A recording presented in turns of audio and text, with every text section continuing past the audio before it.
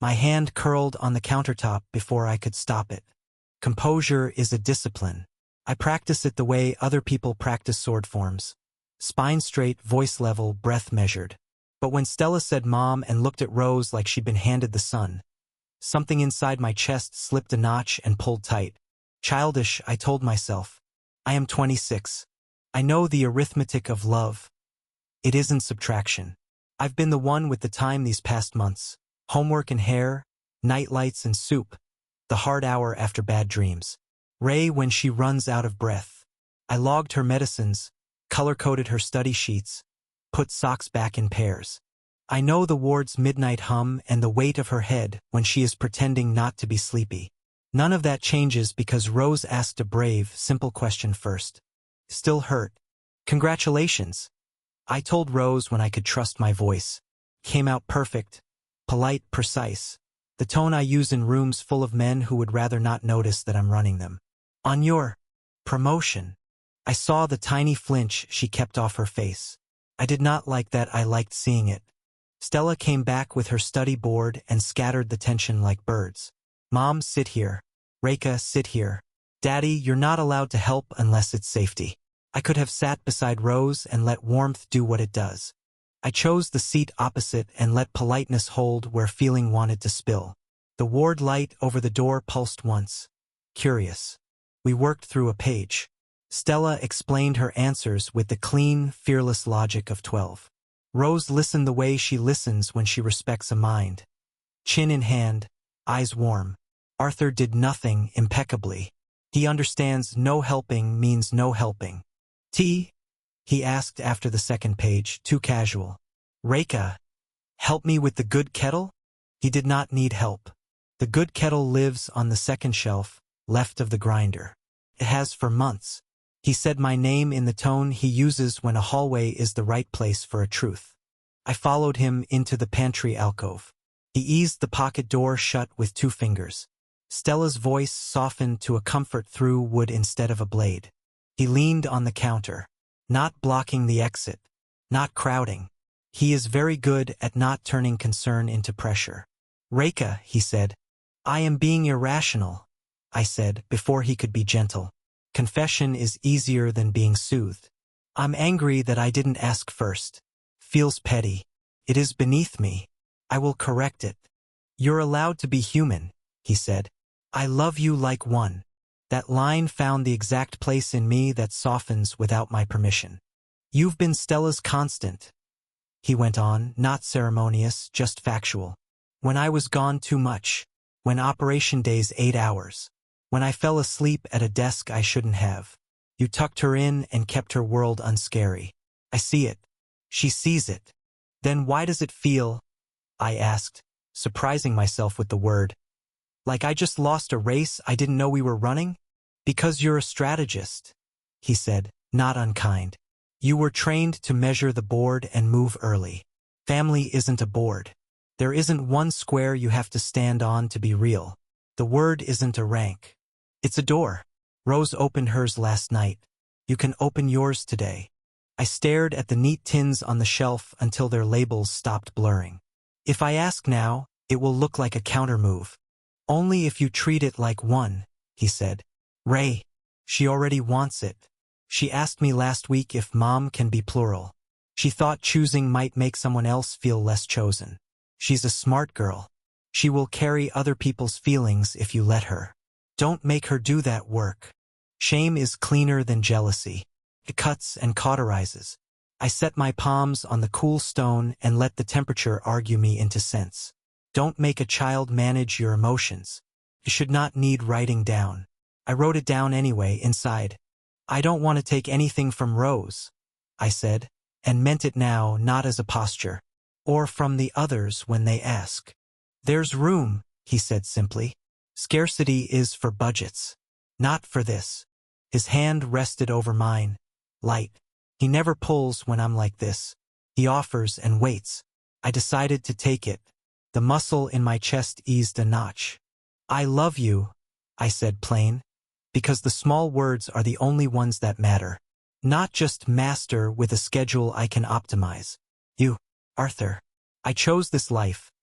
It's chaos, It's patience, it's wide bed, it's stupid expensive tea. I won't let the part of me that likes power make a mess in our kitchen. His eyes smiled first. Good. Because I was about to tell you to stop worrying about power dynamics and start worrying about pancakes.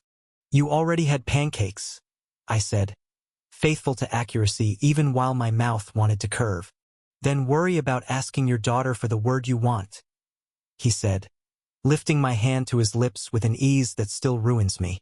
Ask clearly. Offer choice. If she wants to wait, we wait.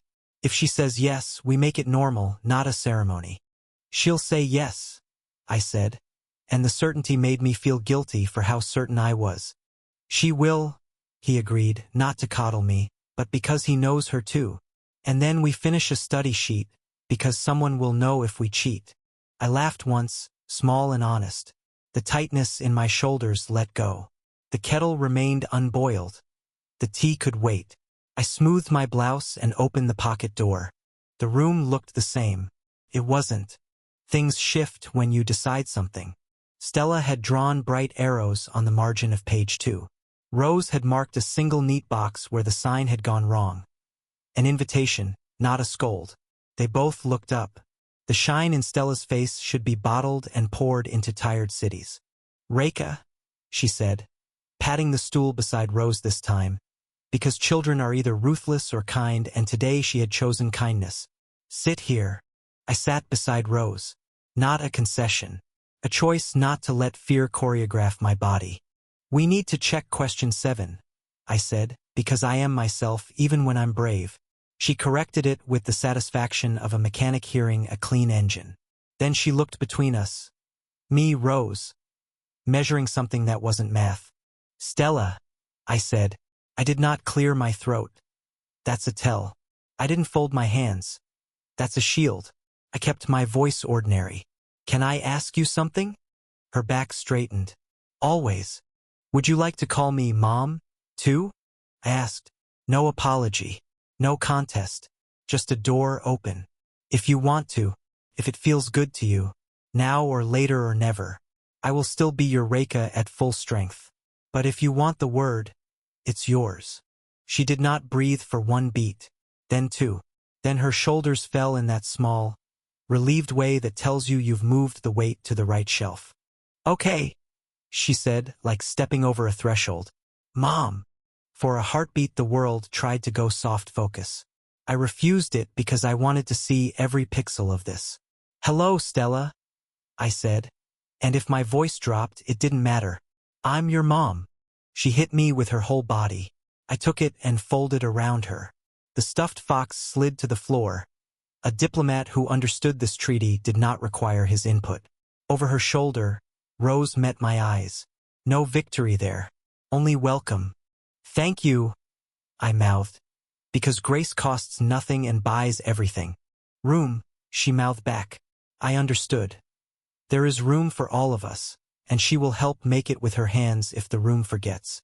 Arthur didn't come over. He didn't need to. As he passed to refill Stella's water, his hand brushed the small of my back, a touch so light it was mostly information. Seen, proud, continue. We let go because page 3 existed and Stella had a sacred duty to conquer it. Question 9 is rude, she announced. It wants me to forget the minus. It does, I said. Show it you aren't polite to rude questions. She did. We finished the sheet. We signed the corner together without fanfare. Stella, Rose Mom, Reka Mom. No speeches. No hierarchy. Just ink. Hydrate, Arthur said. Setting a glass by Stella's elbow like a man laying down a law he intends to enforce because it's kind, not because it's loud. Tyrant, she said cheerfully, and drank anyway. I stood to make the tea I had not made. The little printer on the sideboard still held the silly photo from this morning. Stella mid-tongue, Rose caught laughing, me off guard in a way I almost never am. I picked it up and slid it into a frame, then set it on the shelf above the island. A room changes when you give it a new true thing to hold. Arthur watched me, not with tally marks in his eyes, but with the quiet satisfaction of a man who made a choice and was proven right. Inventory? he asked, mild, because he knows I like the rhythm of reports even when the subject is not steel or budgets. I filled the kettle and set it on. Abundance, I said. The penthouse was quiet in the way I like best. No pings, no runners, just the city breathing far below and the rooms holding their shape. Rose's laugh from the kitchen drifted down the hall, threaded with Stella's quick questions and Reika's steady answers. I stood in the doorway a moment and let the scene fix itself in my head. Stella on a stool arranging plates by size because order improves flavor. Rose stealing a chocolate chip for science. Reika moving like a metronome. Pan, rack, board, never wasting a step. The photo we'd printed that morning. Stella mid-tongue, Rose laughing, Reika surprised into a smile, sat in a frame on the console. 2 moms in one day, said out loud, claimed. I hadn't realized how carefully we'd all been moving until that carefulness broke. For months the 5 of us balanced like diplomats. House names on one side, guild ranks on the other, feelings carefully wrapped in politeness. Everyone loved Stella. Everyone wanted to be the person she reached for in the dark. No one asked first. Not because of fear, not really, but because kindness made them cautious. They gave each other space so generously that no one stepped into it. Rose did. She asked. Reika followed. The air got easier to breathe. I'm not interested in letting ceremony govern our house anymore. If a small thing is right, we do it now. That's why I thumbed open my private channel after lunch and sent 3 messages, each a version of the same line. Dinner here at 7. Not a briefing. Family. Dress code. Socks. They all said yes. I watched Stella align the water glasses to her invisible grid and felt the brace I'd been wearing in my chest loosen another notch. I wanted the others here to see what today had already made true. And, because I like doing hard things while the room is kind, I wanted all of us at the table when I said there were 2 important agendas for the week ahead. Not for debate yet, just to set the ground. The elevator chimed. Rachel came first, hair up, jacket off, an unmarked paper bag under one arm. She kicked off her boots at the door, wiggled socked toes at Stella, and hugged me.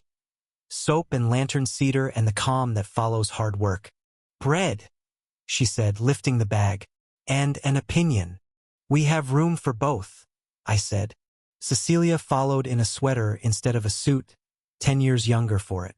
She set down a wide glass bowl like she was laying a foundation. Undersalted, she announced. Because this house oversalts. Fair, Reika said, sliding it into the line without losing pace. Serafina slipped in last, a box of cut fruit in one hand and a shy spray of winter flowers in the other. Unnecessary, she said, then found the one clear spot that made the room feel finished and placed the flowers there anyway. She looked at me and didn't say it's good to see you. She doesn't have to for me to hear it. We ate standing for a few minutes, the kitchen counter, first slices of bread, Stella stealing olives with criminal efficiency. Then we sat.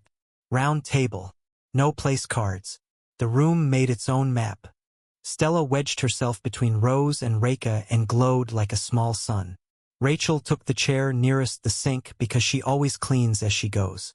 Cecilia sat where the light was best, notes or no notes.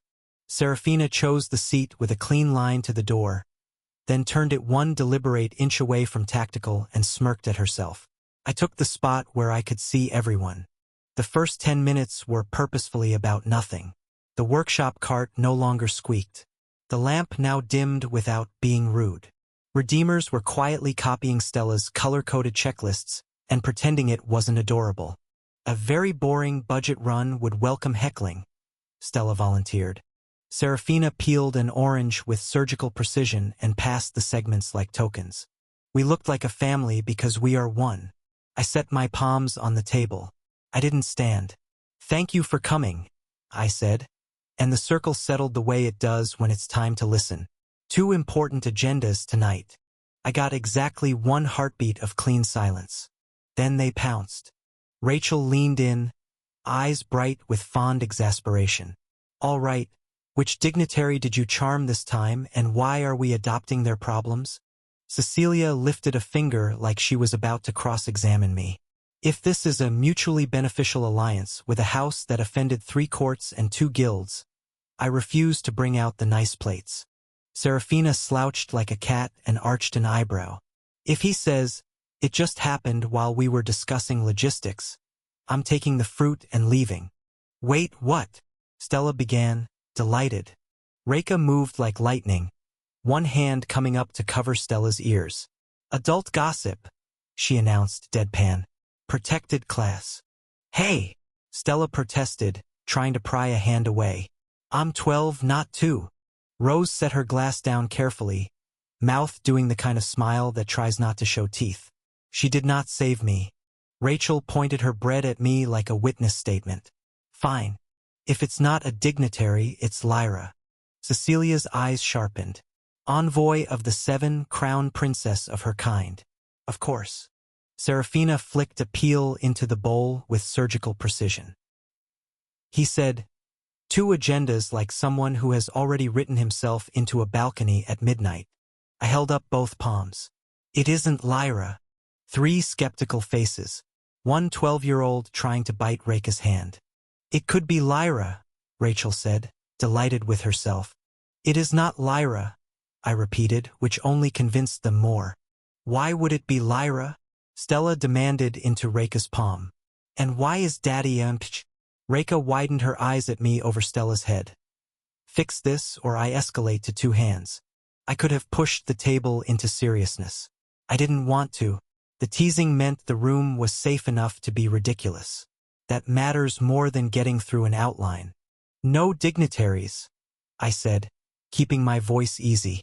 Agenda 1 is about this house, names, habits, how we do things so no one has to guess. We're not a court. No ranks at this table. Cecilia relaxed a notch. Serafina rotated her chair another fraction away from the door, which is her version of I'm listening. Agenda 2, I said, and stopped there. The second is real and important, but it can wait until after dessert. That's the rule I set for myself when I invited them. Family first, then the world. LA. Rachel sang cheerfully, because she's a menace. Translation. He is meeting a princess and he's trying to bury it under salad. Cecilia smoothed her sweater like she was smoothing a deposition page. If a princess appears after the salad, I reserve the right to say I told you so. Serafina raised a slice of orange like a toast. If a princess appears at all, I am taking the fruit. Someone tell me why there would be a princess, Stella said, wrestling Reika's hand down a heroic half-inch. What do you people know that I don't know? Why am I the only person in this house who never gets clear answers? Because you are 12 and we are chaotic? Rose said, doing nothing to help, eyes bright. Correct, Rachel added, unrepentant. Reika, still covering Stella's ears with one hand, pointed at me with the other like I was a suspect in a lineup. Say your next sentence in G-rated terms. I looked around my round table. 2 women who had let a 12-year-old put a new name on them today. 3 who would find their way to that word when and how they wanted. A child fighting a dignified hand for the right to hear scandal. And me, a man who finally understood that the only politics that matter at home are the ones that make it easier to love each other. 2 agendas, I said again, steady. Both good. Both ours. Rachel rolled her eyes and grinned. Coward. Cecilia's mouth tilted. Prudent. Serafina's smirk deepened. Cornered. Stella huffed. Conspiracy. Reika calmly clamped her second hand over Stella's other ear. Protected class, she said, deadpan. Stella's outraged was extremely clear anyway. Stella's muffled protest slipped right past Reika's hands and hit the table like a bell. M.O.M. Everything stopped for a beat. Forks hovered. The music felt too loud for 1 second and then too quiet. Rachel's eyebrows went up high enough to hit her hairline. Cecilia blinked once. Slow, precise, and set her napkin down like it suddenly needed to be folded into a straight line. Serafina didn't move at all. She goes statue still when she's surprised, chin tilted, eyes a touch colder while she thinks through feeling. Reika held her ground, palms still over Stella's ears, face calm in that professional way that is also a shield. Rose's mouth curved, and she glanced at me like, there it is. The moment breathed again. Rachel was first to find her voice. Since when, she said very carefully, do we say mom to Reka?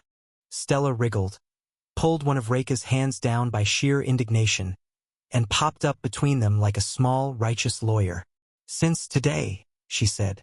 Since last night for mom, she pointed at Rose. And since this morning for mom, a jab at Reka.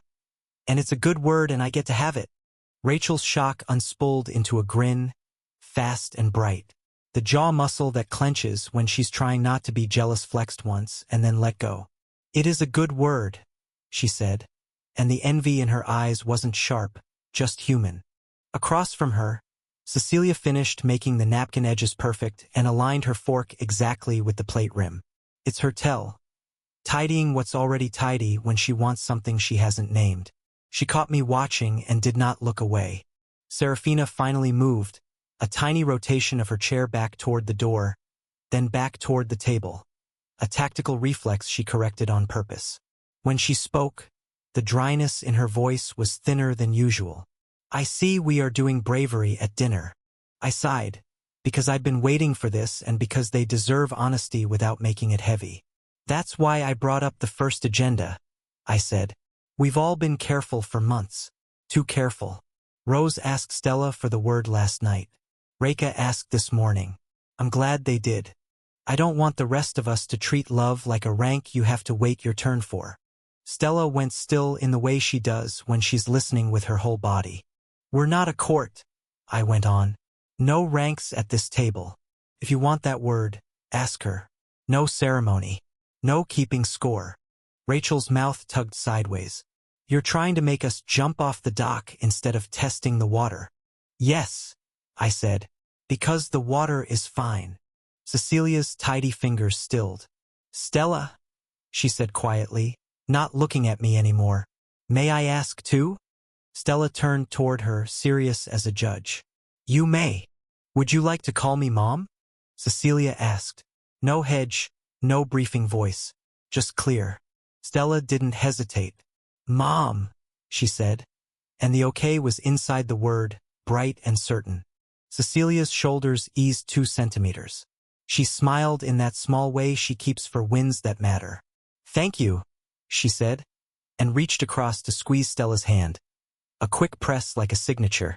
Rachel blew out a breath that sounded like she'd been holding it since we sat down. All right, she said, hands up, palms bare. I want it. Stella, if you want it too. May I have Mom? Stella turned, considering nothing except whether her heart agreed. It did. Mom, she said again, delighted with how many times it could fit and still feel right. Rachel shut her eyes for a heartbeat and then started laughing at herself, swiping at one eye with the heel of her hand. Redeemers are going to start calling me that by accident, she muttered, and the table liked that enough to breathe differently. Serafina was last.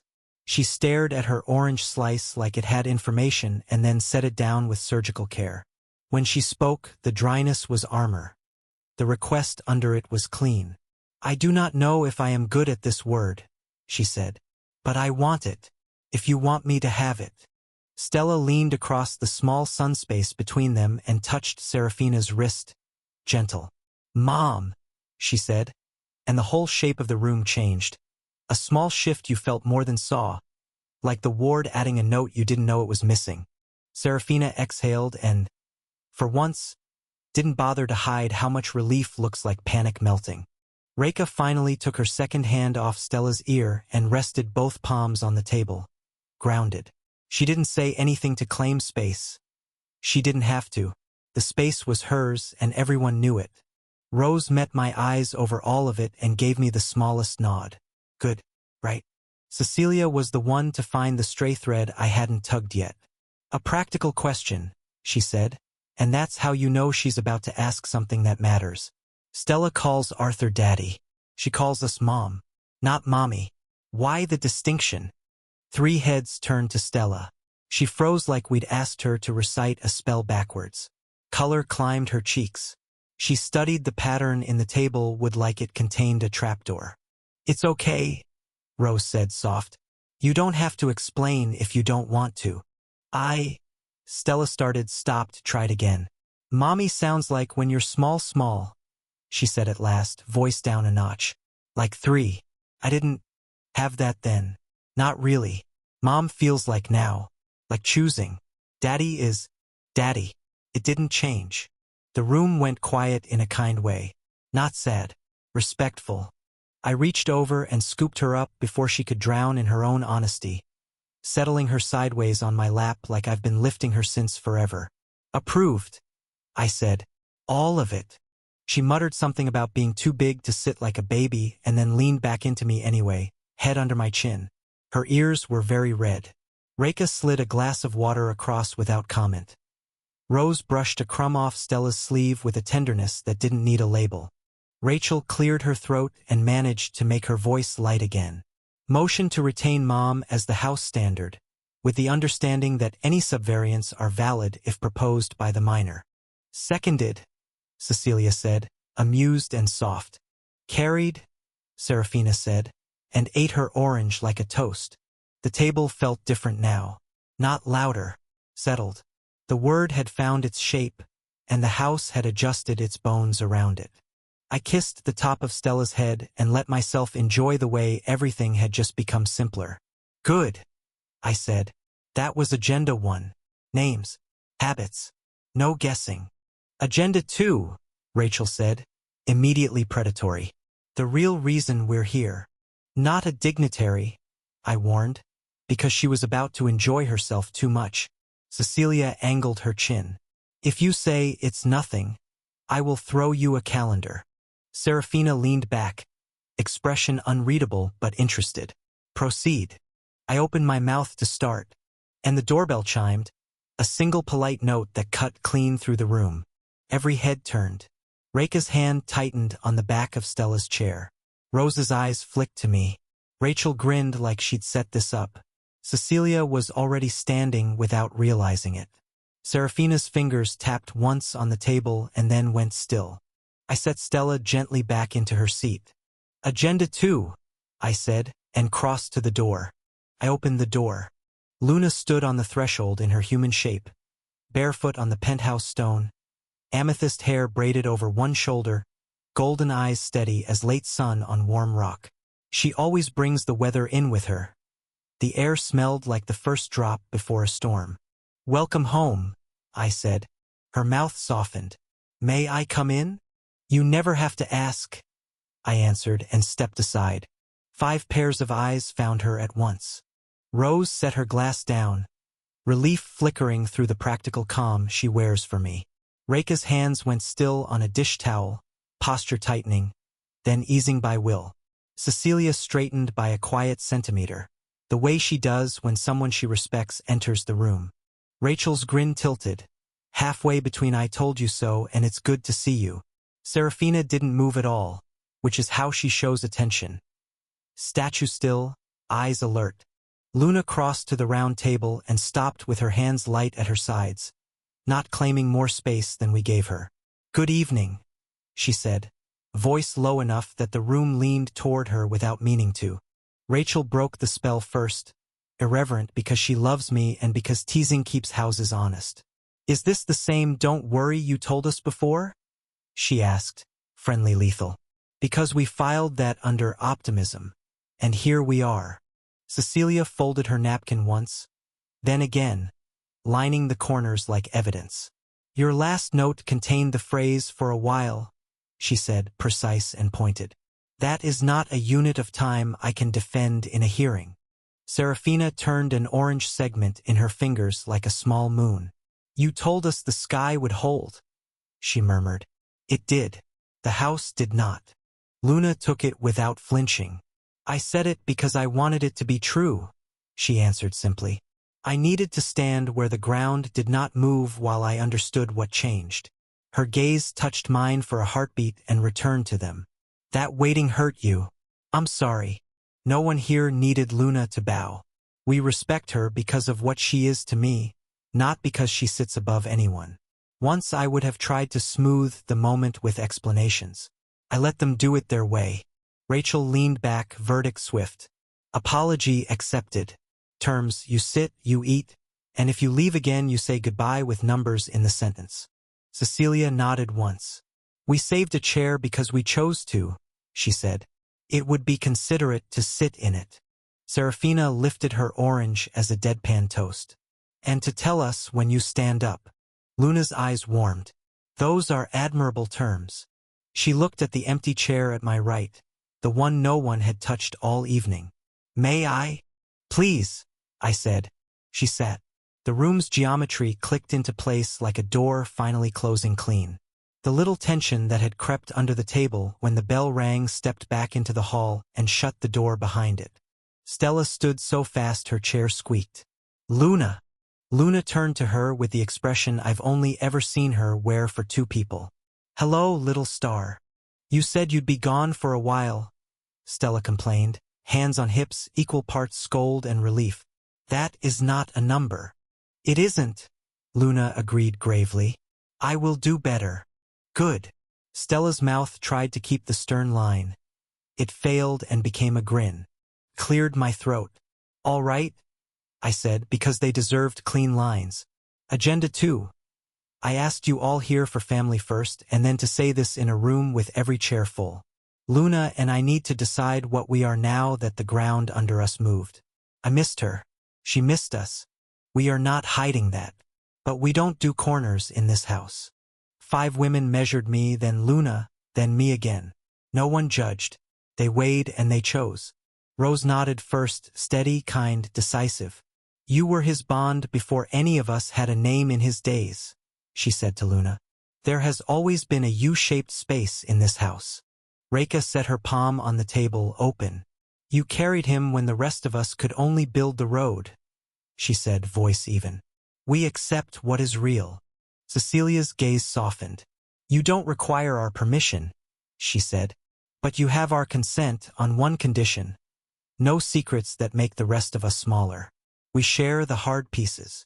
Rachel's grin sharpened. Translation.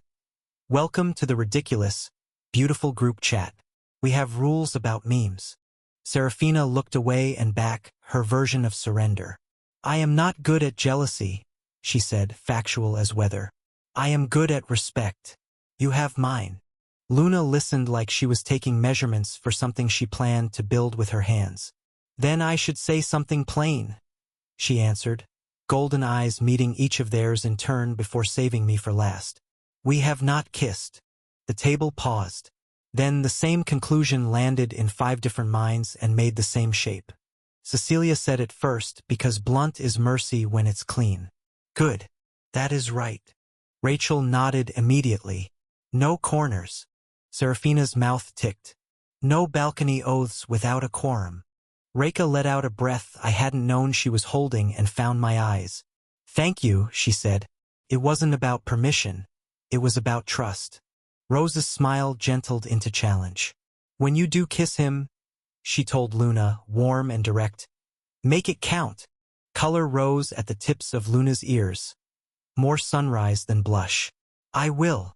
Stella had been bouncing on the balls of her feet, collecting bravery like pebbles.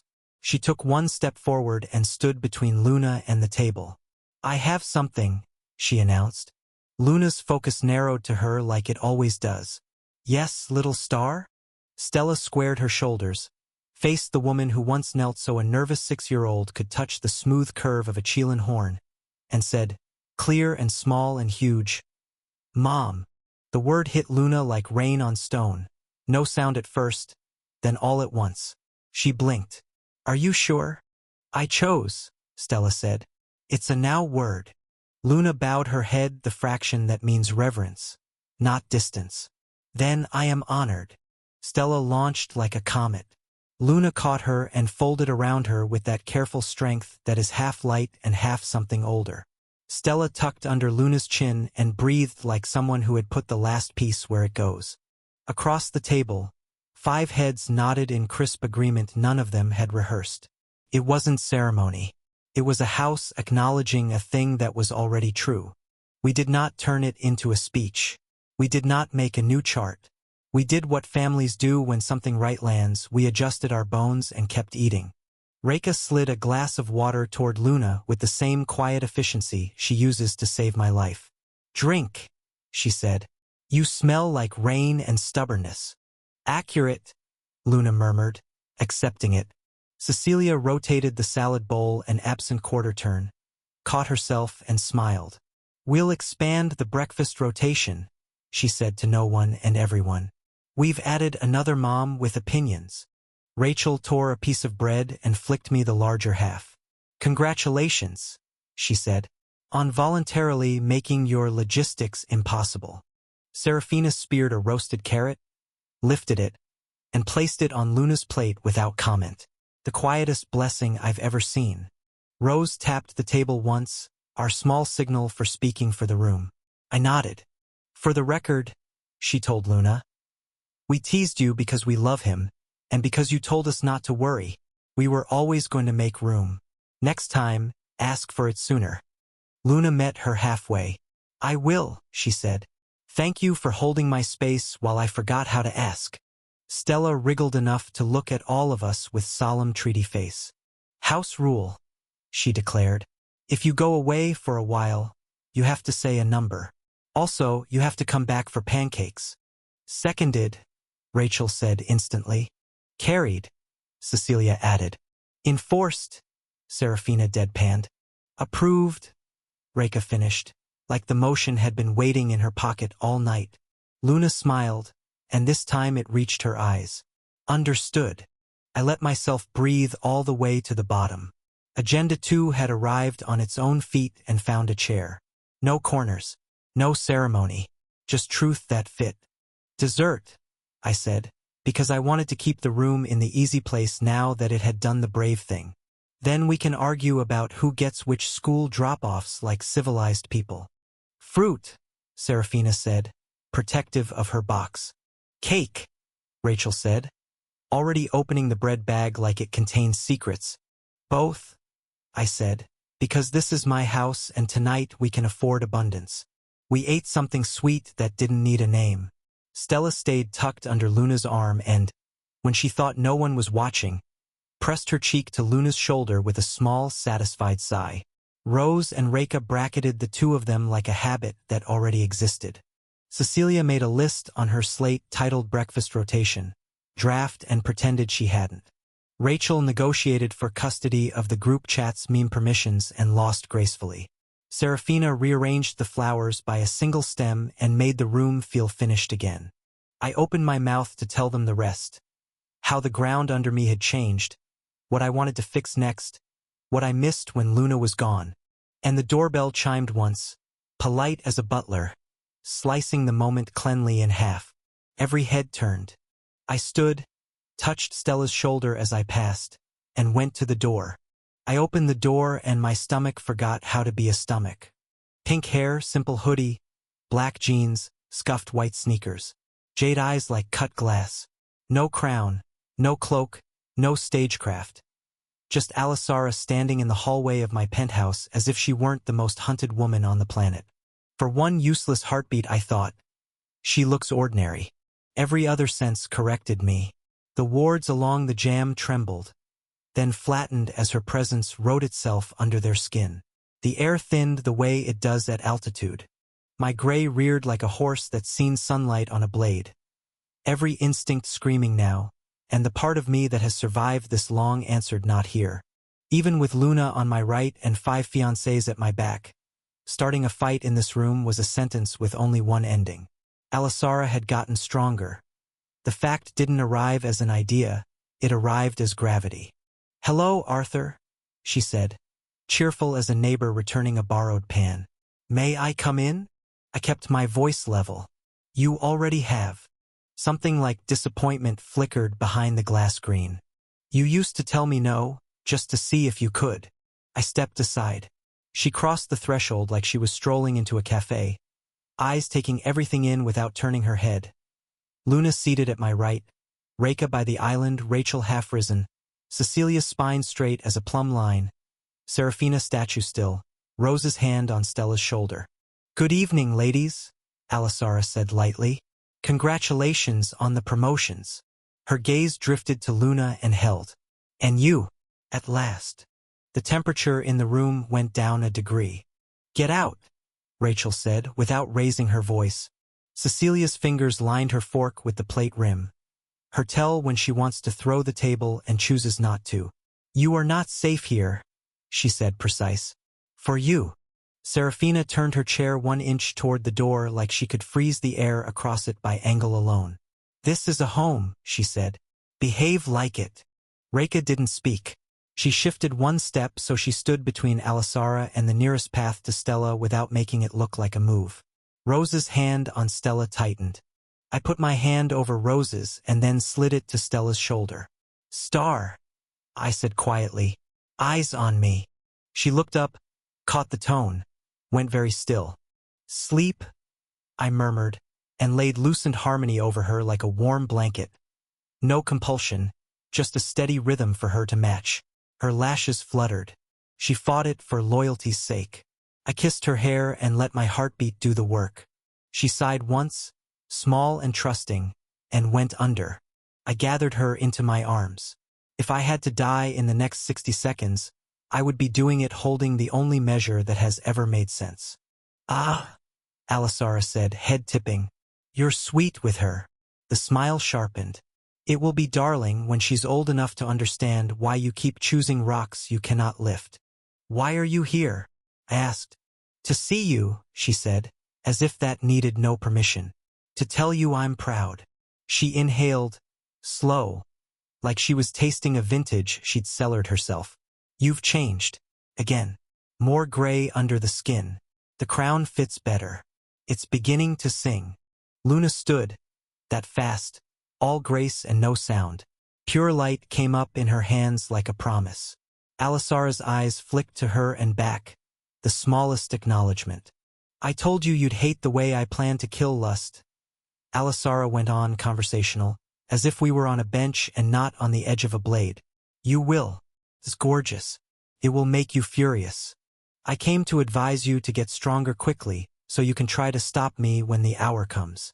Her gaze cut to the 5 women and then back to me, jealous heat threaded through with something rawer. "And because watching you in this domestic theater is educational." "Educational," Cecilia repeated, dry. Rachel smiled with no humor. "She means painful." Alisara's eyes slid to Luna again. "And you?" Luna didn't flinch. "Me. You got to him first," Alisara said, voice still friendly and somehow uglier for it. "You carried him through the part where he was breakable. How diligent of you." "Love isn't a contest," Luna said, even and certain. "Everything is a contest," Alisara returned, softer now, and that was worse than sharp. I set my jaw. "Say your piece and leave." Her eyes came back to mine like a magnet finding north. The room fell away for 1 stretched heartbeat, and I hated that she could still do that to me. Hated the part of me that looked at a storm and wanted to meet at mid-sky just to see if I could stand. "I am waiting," she said simply. "I am waiting for you to finish becoming what you are. All this," she flicked fingers at the table, the chairs, the stupid perfect flowers Serafina had arranged, "is charming. It makes you stronger in the small ways. I need you stronger in the big ones. When you are, I will take you by the throat and by the hand, and you will finally stop pretending you were built for anything less than the horizon." Her smile went bright and terrible. "I will tame you." Luna's light brightened until the edges of the room threw soft shadows. Reka shifted her stance. Rachel set her palm on the table like a trial oath.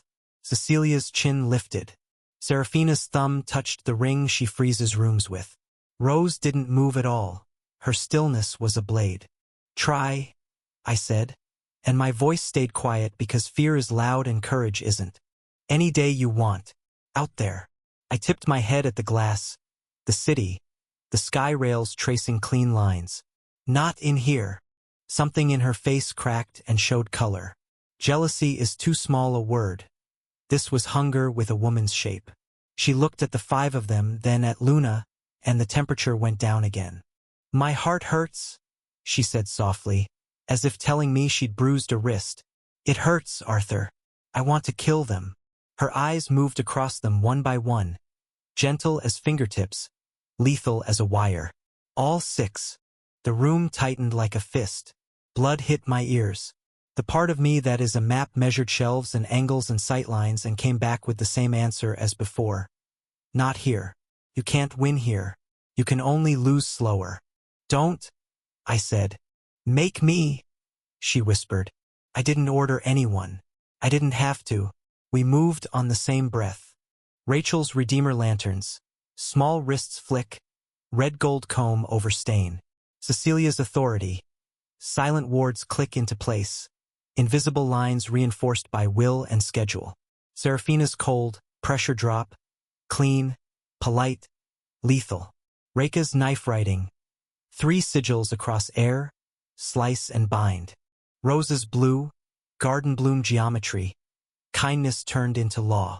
Luna's pure light, warm as late sun, honest as midday. My gray rose to meet them all and bride into one thing. A house that wouldn't break. Alisara opened her hand. Crimson threads whispered out like hair in water. No flash, no thunder.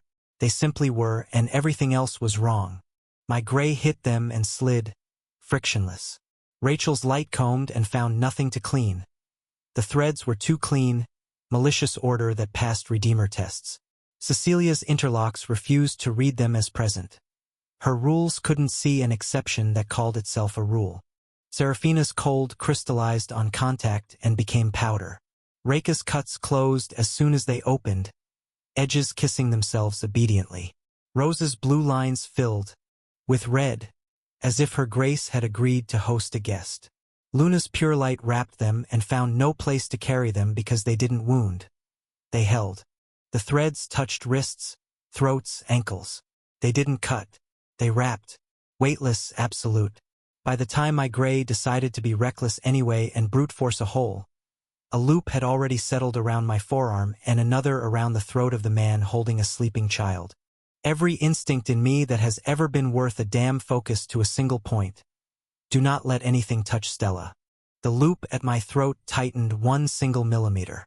Alisara watched my eyes and smiled like she'd found a lever. See? She breathed. You're beginning to be interesting. Luna's light flared hotter. Release him, she said. And the room understood that if Alisara said no, we would pay the price and pay it gladly. Don't, I said again, because I had to try the smallest word first. Alisara looked at Luna. Jealousy sharpened into something unwise. I said it hurts, she murmured. It hurts. So much. Her fingers twitched. The threads tightened. And stopped. Not slackened. Stopped as if someone had put a pin through time. Alisara's head tipped, puzzled for the first time since I'd opened the door. Hello, dear, said my mother behind her. Alice Nightingale stood close enough to lay a hand on Alisara's shoulder and hadn't. Her hair was up, her sleeves rolled, her face unpainted and set to the expression she used on kitchen fires and ambitious magistrates. The ward glowed around her palm like it had decided her was the version of law it had meant to be all along. Hello, dear, my mother said. Alisara didn't turn. The crimson thread at my throat held, a single millimeter too tight. Every instinct I own wanted to swing, to burn, to break. Everything in me that has ever kept me alive answered with the same truth. Not here. Stella's breath was steady against my shoulder. I kept it that way. Alice didn't touch Alisara. She didn't need to. The ward along her palm brightened, then settled, as if the sigils in the paint had just remembered who taught them their letters. House rule, my mother said. Calm as a kitchen fire, she had already decided would not take the cabinets. No blood in my dining room. Alisara's smile tilted. The Nightingale matriarch, she said. At last. I wondered when the editor would leave the back room. I prefer the sink, Alice said. Less pretense. More work done. The crimson thread at my throat didn't loosen. If anything, the room felt cleaner, like we had stepped into the line between sentences. Alisara's power is like that malicious order. It makes your tools polite before it takes them away. Alice raised her hand, not high, and wrote in the air with one finger. Ink that wasn't ink caught on nothing and stayed. A neat line appeared along the crown molding in tiny block script. Clean as a ledger. This is a home scene. Hospitality law applies. My myth weaver, when I use it, drags a space around us and asks it to be a story. Hers didn't need to drag. She didn't make a domain. She penciled in the margin and reality moved over to make room for the note. Alisara's eyes narrowed. The thread around my forearm wavered. Across the table, I felt my fiancés test the slack at their wrists and find none. Luna's light hummed in my bones and waited. Steady. You're strong, Alisara said. And the compliment was not flattery. Older edition. Fewer tricks. More authority. I have one gift, Alice said. It's enough. She wrote again, faster now, the letters forming in the air like sewing. No binding by guests. No naming without consent. No harm to sleepers. Each clause set the ward humming in a new key. The crimson threads considered. They did not break. They did what good villains do when faced with law. They tried to read their way through. Alisara's hand twitched. The red lines rippled and relabeled themselves ribbons, in some sly grammar that was and was not a word. Rachel's redeemer comb washed over them and found nothing to clean. Cecilia's interlocks clicked and refused, because her rules don't argue with the margin when it's written in a mother's hand. Serafina's cold crystallized and fell away like sugar in tea. Reka's cuts closed as soon as they opened. Rose's blue geometry filled with red again, like a vein taking a dye. The loop at Stella's ankle, that I hadn't even seen settle there, stalled. Alice's eyes cut to it and her mouth tightened by a millimeter. She added a footnote under the air. By the old guest right, sleeping children are outside the scene. The loop slid off and hit the floor with no weight at all. It was hard for her. My mother didn't sweat. She doesn't show strain the way other people do. But there was a shine at her temple that hadn't been there, and the ward under her hand was beginning to glow through her skin. Alisara finally turned.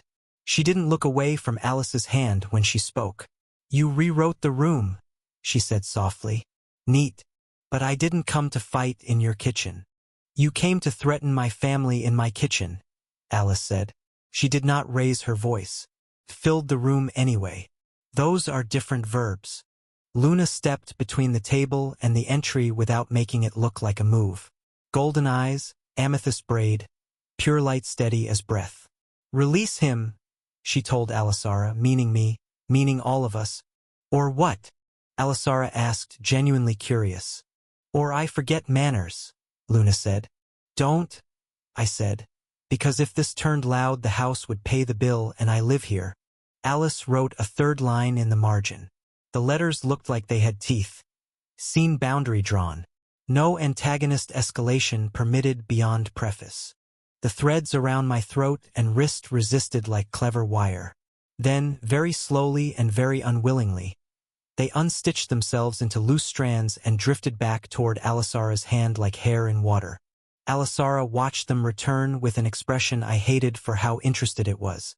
You're better than he is, she said to my mother, meaning my myth weaver, meaning the part of me that is still a student. For now. It's my job to be, Alice said. He's my son. Jealousy flickered across Alisara's face, bright and stupid. She looked past Alice to me and then to the 6 women who had not moved an inch from where they would die for me. It hurts, she said, voice almost conversational. I want to kill them. Her gaze moved across them one by one, gentle as fingertips, lethal as a wire. All 6. Rachel's fingers flexed. Cecilia's spine stayed straight. Serafina's mouth flattened. Reka's stance lowered a hair. Rose didn't blink. Luna's light deepened until my skin remembered sunlight on River Rock. Alice didn't write that time. She spoke it, and her gift put ink on the air anyway. Not in this house. Not in this city. The words hung there like law set in stone. The ward took them and ran them down the walls, into the floor, up through the vents, into the glass. The city answered in a way I had not heard since I was very young. Buildings are stories too, if you are patient enough to listen to bricks. Alisara pushed. It was small, half a thought. The crimson lines moved to answer her and hit the sentence Alice had just spoken like a pane of invisible glass. The room rang high and thin just once. Alice's hand shook. She hid it by smoothing the air as if it were a napkin. I realized, even for her, this is work. Alisara's smile returned, sharper now that it had failed to cut. This is why I like you, she told my mother. You make the game fair for people who would otherwise die. It's very sweet. And this is why I have never liked you, Alice said, letting a breath out through her nose. You call murder a game when you are bored. Alisara looked back at me like we were alone. She can find that angle in any room. Do your best, she said softly. Get stronger. I am waiting in the parts of the sky your mother's sentences don't reach. She flicked her fingers toward my fiancés and Luna without taking her eyes off me. I was telling the truth, she added, and the jealousy in her voice came out raw. My heart hurts. I want to kill all 6. Luna took a step she didn't mean to. I tightened my free hand. A warning. Alice moved first. She didn't write this time. She turned her wrist and tore the line she had written in the margin, the way a seamstress rips a basting stitch to move a hem. The room caught on that rip and began to slide. One heartbeat. Alisara stood a step from my table with threads in her fingers and hunger in her eyes. The next heartbeat she was at the threshold, toes exactly on the line where tile becomes hall, as if the scene had been rewritten and she had always been there. Alisara blinked once, delighted despite herself. That was expensive, she noted, watching the fine tremor in my mother's hand and the brief gray in a strand of Alice's hair that hadn't been gray at the start of dinner. It was worth it, Alice said. Alisara's gaze moved over the room one last time. She looked at Rose and saw the woman who asked my daughter for a word and earned it. At Reka, who keeps my house from falling down when I have chosen a complicated life. At Rachel, who cleans the air with light whether it thanks her or not. At Cecilia, who will make law be kind if it kills her. At Serafina, who will freeze the sea if that is what keeps me warm. At Luna, who held me together until I could hold myself. Jealousy made that lovely face ugly. She let it. I am waiting, she said again, only to me. Don't let them slow you. They make me faster, I said. We looked at each other across the smallest distance in the world and made the same promise we always make when we don't know which of us will keep it first. Go away, Alisara, Alice said. And for the first time since the door opened, she put a hand on Alisara's shoulder. Not a shove, not a blast. A mother's touch, gentle and absolute. The crimson threads unraveled into harmless silk and slid into Alisara's sleeve like they had been fabric all along.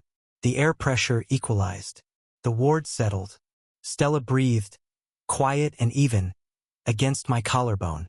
Alisara took one step back into the hall and then another, not because she had been thrown, but because the scene no longer included a place for her to stand. Good night, Arthur, she said. Dream big. Good night, I said, because politeness costs me nothing and she hates it when I spend it on her. She turned and walked away like she had a dinner to get to. The elevator accepted her with a soft chime and the polite indifference only machinery can manage. The door closed. The house exhaled like a chest that had been holding breath since I was born. For a long second, no one spoke. Then all 5 of my fiancés did the same small thing at once. Eyes to my mother, a nod they didn't plan, the kind of respect that isn't about fear. Luna's pure light dimmed to the level that means she's still ready, but she trusted the moment. She looked at Alice with something new in her gaze, the tenderness she saves for beings who carry too much without letting it show. I laid Stella back in her chair. She didn't stir. I brushed hair from her forehead and looked up at the woman who once wrote my bedtime into existence when nights were bad and money was worse. Thank you, I said. Alice flexed the hand she'd written with, and for a heartbeat her knuckles trembled before the steadiness returned. Don't thank me, she said mildly. Thank me when you can do it yourself. She won't wait as long as she thinks she will. Rachel blew out a breath and sat, all at once. We need stronger rules, she said, shaky grinning. I vote we add no supervillains at dinner to the house charter. Cecilia found a pen she did not need and wrote it down anyway. Filed, she said, voice a little too even. Serafina fixed the flowers by a single stem and made the room feel finished again. Tea, she said quietly. I'll make it, Alice answered, stepping into my kitchen like she'd never left. She turned the kettle with a finger and it began to hum. Then we will write those rules. In the margin where they belong.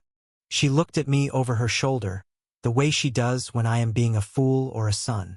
Eat something, Arthur, she added, as if she hadn't just redlined a monster out of my doorway. You shake when you don't. I'm fine, I started out of habit. Then be finer, she said. I sat. The table held. The ward held. Above the crown molding, faint letters still glowed where she'd written on the air. This is a home scene. Hospitality law applies. It would fade by morning. The law would remain in the wood and the glass and the bones of this place because she'd said it where stories obey. I watched my mother pour water, steady now, and understood in my ribs what I had only known in my head. I am behind. Alisara is further still. And the person who just saved my house with a sentence has been telling me the same thing since I was 12. Catch up. Explain, Rachel said. Not to be rude, but because quiet after panic turns to noise. Alice tapped the faint margin letters. He pulls a tent over the world and calls it a garden, she said, nodding at me. That is a domain. It spends force to make space obey. Strong. Wasteful. And you? Cecilia asked, intent. I write in the white space where the story already lives, Alice said. Margins are cheap and stubborn. Less spectacle, more law. If you can bear to be boring, you can move mountains. Boring is good, Rose said. Boring is undefeated, Rachel agreed. Luna studied Alice's hand. How much did that cost you? A night's sleep, perhaps 2. I can take you home, I said. You can let me finish my tea, she countered. Serafina rested her chin on one knuckle. If Alisara returns with worse threads? Then you will have better scissors, Alice said evenly. And Arthur will have better sentences. Reka set a slate on the table. House Charter. Proposed amendments. Cecilia leaned in. Article 1. No hostile guests at meals. Article 2. If a hostile guest arrives, kitchen law supersedes posture. Article 3. Stella's sleep is sacred. Article 4, Rachel said, pen poised. Moms get first right of refusal on doorbells. Article 5, Serafina added. Fruit is non-negotiable. Article 6, Rose said, tapping the slate. We say the quiet fear out loud and let it be answered. They looked at me. Article 7, I said. We choose boring first. If a thing can be solved with a sentence, we spend the sentence. Alice's eyes warmed. Good. Luna's hand covered mine, light and anchoring. Training, she said. Every morning before the house wakes, I answered. Copy work. Margins. 1 line, then 2. No garden unless the roof is already on. Start with verbs, Alice said. Verbs name intent. Nouns follow after. Adverbs are excuses when a verb is lazy. Rachel snorted. Personally attacked. Good, Alice said, and even Serafina laughed quiet. Cecilia can't resist a schedule. We'll build a rotation around your morning work. Reka, safety intercepts. Rose, log phrase outcomes. Rachel, measure ambient stain before and after. Serafina, stress test phrasing with cold within kitchen law. Luna, calibration. Perfect, Luna said. I glanced at the door. The hall was empty, but the absence was sharp. She'll test our lines. Of course she will, Alice replied. That is her job in this story until you change it. And you? I asked. A boy in me still needed the answer. Will you be here? When I am needed. And when I am not, you will do without me and become. Both are correct. I nodded and felt the fear take a seat like a guest who had finally found their place card. Stella murmured in her sleep. Reka tucked a throw over her legs with the same precision she uses to file a blade. Rose brushed hair from her forehead and whispered something small. Rachel gathered plates. Cecilia photographed the slate and tagged it Charter V1. Serafina turned the flowers a single degree so the tallest stem framed Luna. Luna watched them all, then watched me. Alice poured the last of the tea and set the kettle back on the trivet. "One more line," she said, looking at me. "Write it now. Practice is not theory." I let my breath even and raised my hand. No garden. Just the white space above the table where a story lives because people sit around wood and choose each other. I wrote, small and careful, "Tonight is for rest." The letters took, faint but real. The ward hummed in a tone I hadn't heard from my own work before. Domestic, unheroic, perfect. The floor felt truer. Stella's sleep deepened a fraction. Even the city outside forgot it wanted to be loud. Alice smiled, quick. "There he is." "One line," I said. "One is enough if it holds," she answered. "Tomorrow write two." Rachel yawned. "As the charter clearly states, I'm choosing boring. Dishes, then bed." "I will help," Cecilia said, already stacking. "I'll wipe the counters," Rose offered. "I'll lock the balcony," Serafina said. "I'll carry Stella," I said. "I'll watch you not trip," Reka replied. "I will stand at the door until you're done," Luna said, simple as a vow. Alice turned off the music none of us had heard since the bell. "I will be here in the morning," she said, "with paper and a pen to see your second sentence." I lifted Stella, felt her weight the way you feel a promise you aren't afraid of. The margin words above us glowed like a nightlight. "This is a home scene. Tonight is for rest." I believed them. We moved together, doing small things right, the kind of victory that doesn't look like one unless you know the cost of losing. When I came back from laying Stella in her bed and making sure her fox hadn't fallen, the living room was clean, the charter slate lived on the console, and my mother had written a tiny final note near the crown molding where only I would notice it. "Catch up," it said. I smiled, and for the first time since the doorbell rang, it reached my eyes. After the kettle clicked and the last plate found its shelf, the house remembered how to be a house. Reka opened the balcony a hand's width. Night air came in clean and cool, lifting the edge of the curtains. Rachel dimmed the lights to a warm shade that makes wood look like itself. Serafina turned the winter flowers a single degree until the tallest stem framed Luna again. Cecilia snapped a picture of the charter on the console and titled it, very seriously, Charter V1. "Rooms are ready," Reka reported, already 2 steps ahead. "Fresh linens, spare sleep clothes in every size, toothbrushes labeled." "Of course they are," Rachel said, grinning. "You're a menace and a gift." Alice glanced at the clock and then at me. "Your people came far," she said. "Let them stay." "They're staying," I answered. "We have enough rooms to house a small guild. Or a large family," Rose added, with a look that made something in my chest unclench. Stella stirred under the throw, blinked up at 6 faces, and smiled like the day had decided to try again. "Are we having a sleepover?" "We are," I said. "Full deployment. Choose your bedtime guardians." "All?" she said immediately, then reconsidered. "Rotation. But tonight, Mom Rose and Mom Reka, and Luna, and Daddy." "Ambitious," Cecilia said dryly. "We will need a spreadsheet." "I have one," Reka said deadpan. "Color-coded." Serafina coughed into her fist to hide a smile. Naturally, we broke into little orbits that made sense. Cecilia migrated to the kitchen island and started a tomorrow breakfast prep list with Rose, fruit washed, batter measured, griddle located.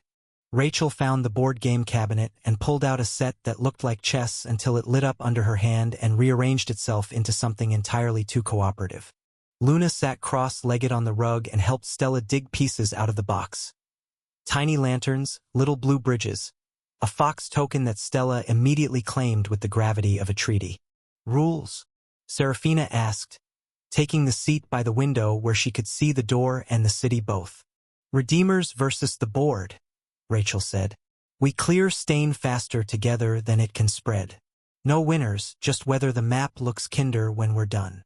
"Acceptable," Cecilia said, intrigued despite herself. "House rule," Stella declared, setting the fox on the start tile. "Snacks between rounds. Fruit is non-negotiable," Serafina intoned, reaching for her box. Filed, Cecilia said, not looking up from her list. We played. Felt like exhaling. Rachel explained teachable moments with the patience of someone who hates lectures and therefore gives good ones. Luna's golden eyes warmed every time Stella made a clever move she hadn't made last month. Reka somehow handled 3 turns, refilled water glasses, and set 2 more pillows on the sofa without standing up. Rose laughed at a ridiculous card titled, "You forgot to label the jar," and then immediately labeled the jar. Between rounds, Alice moved through the space the way a mother does. Writing a picture frame, pulling a stray thread from a sleeve, passing behind a chair like water, finding an easier path. She didn't hover. She stayed. We finished the board with the map clear and the lantern tokens stacked in a little tower that Stella insisted was art. Rachel saluted it. "We did not lose," she announced. "Which is our favorite kind of win," Rose said. "Second favorite," Cecilia amended. "First is budget passed." "Third," Serafina said. "First is quiet." "Fourth," Rachel countered. "First is fruit." "Fifth," Luna murmured, eyes on Stella. "First is family." Stella yawned. It was not subtle. Reka noticed first because she always does. "Bedtime rounds," she said. "Brush, book, blanket." "Can I show Luna my reading nook?" Stella asked. "You may," I said, "because pretending I'm in charge is a family game we all enjoy. We made a parade of it because why not?" Past the framed candid from this morning. Down the hall of guest rooms. 12 doors, 12 sets of fresh linens Reka had actually managed to make smell like calm. Stella's room glowed warm. A window bench with cushions, books stacked in small, neat piles. A little lamp with a dimmer rose had bullied into behaving politely. Luna knelt by the shelf. "Choose," she said. Stella considered the options with the care of a magistrate. "This one," she decided, handing over a book with a fox on the cover and too many words for a short night. 2 chapters, Reka said, firm but kind. 3, Stella tried. 2.5, Rose negotiated. "Because we are generous and you ate your carrots." "Orange spears," Stella corrected, already climbing under the blanket. Luna read. Her voice has a cadence that makes mountains listen. Stella's breathing slowed in the space between sentences. She held on bravely through the half of the 3rd chapter that Rose absolutely pretended not to count. Reka smoothed the blanket's edge like it had done something heroic and deserved praise. I stood in the doorway and let the sight fix itself behind my eyes. "Mom squad," Rachel whispered from the hall, pointing her thumb at her chest. "We're up next rotation." "Filed," Cecilia whispered back, but she was smiling. We tucked Stella in. She made us promise the following. Pancakes in the morning, another round of the lantern game if her homework was perfect, and that I would not fight any supervillains before breakfast. "I will try," I said. "That's not a promise," she said, eyes already closing. "It's the truth," I said, and kissed her hair. "Sleep." Back in the main room, we drew lots for bedrooms with the solemnity of ritual and absolutely ignored the outcome in favor of comfort. Rachel and Cecilia took the corner suites because Cecilia needs a desk and Rachel needs space to pace when she pretends she doesn't. Serafina claimed the balcony-side room and opened the door 2 inches to listen to the city breathe. Rose and Reka took the nearer 2 rooms on purpose. I didn't ask who wanted proximity more. Luna stayed last in the hall and looked at me. I nodded toward the master with the giant, ridiculous bed, which earned me the exact amused look I'd hoped for. "Lights at 20%, Reka said to the room, and the lights obeyed as if she owned the building. Alice stayed at the island with a mug, not moving like someone who planned to drive anywhere. I walked over because a boy in me still tries for permission. "You're staying," I said. "I brought a toothbrush," she replied. "Good," I said, "because I am learning." We didn't plan a nightcap, but one appeared. 2 slices of cake Rachel swore had baked itself. Fruit parceled out with Serafina's exacting fairness, and a small bowl of nuts that Cecilia labeled, "Tomorrow 9 a.m., or earlier if needed." We ate standing, as if any chair might suggest sleep, and then laughed at ourselves and sat anyway. Tomorrow, Alice said, finishing her tea. You write 2 lines. I will, I said. Before breakfast, Luna added. Before coffee? Rachel groaned. Especially before coffee, Cecilia said. We'll measure if caffeine corrupts sentence structure. Filed? Reka murmured, amused. We broke for bed the way armies break camp. Swift practiced jokes used as signals. Serafina locked the balcony. Rose checked the stove knob even though it hadn't been lit in an hour. Rachel turned the deadbolt and then tugged it once because Redeemers confirm.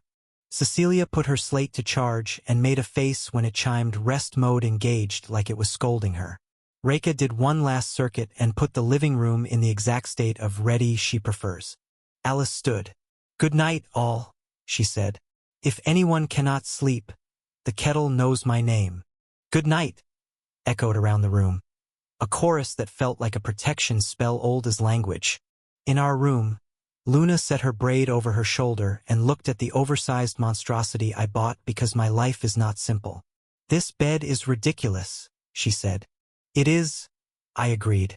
Welcome home. She slid under the blanket and patted the space beside her like she had always been using this bed for the correct purpose. Rest. I joined her. The house hummed with the soft sounds of people existing safely in different rooms. Water in a pipe, someone laughing once in their sleep, the elevator humming somewhere far away and not for us. 2 lines, Luna said, eyes half closed. Now? I asked. Now, she said. Before coffee corrupts your sentence structure. In the dark, I raised my hand to the white space above the headboard. Small, careful, boring on purpose.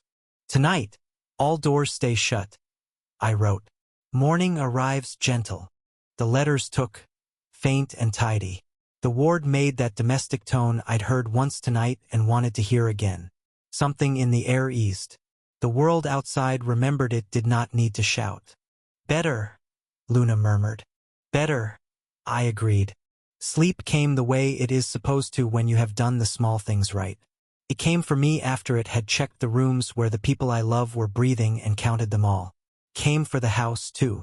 When I woke before dawn, old habits are loud. I found Luna already watching the window, golden eyes reflecting the city's first thin light. Morning, she said softly. Morning, I said. From the hall came a quiet clink that could only be Alice and a kettle.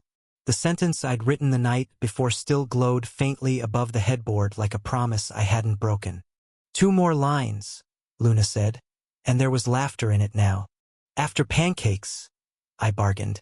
After pancakes, she allowed. I lay there another minute and listened to my home make the noises of a place that knows it is full on purpose. Doors opened. Bare feet crossed hall rugs. Someone, Rachel, pretended not to hum a Redeemer work tune. Someone, Cecilia, told a coffee maker to behave. Someone, Rose, argued gently with a griddle. Someone, Reka, won a quiet fight with a stubborn jam jar. Someone, Serafina, cut fruit like it could feel her care. Up, Luna said, nudging me with her foot.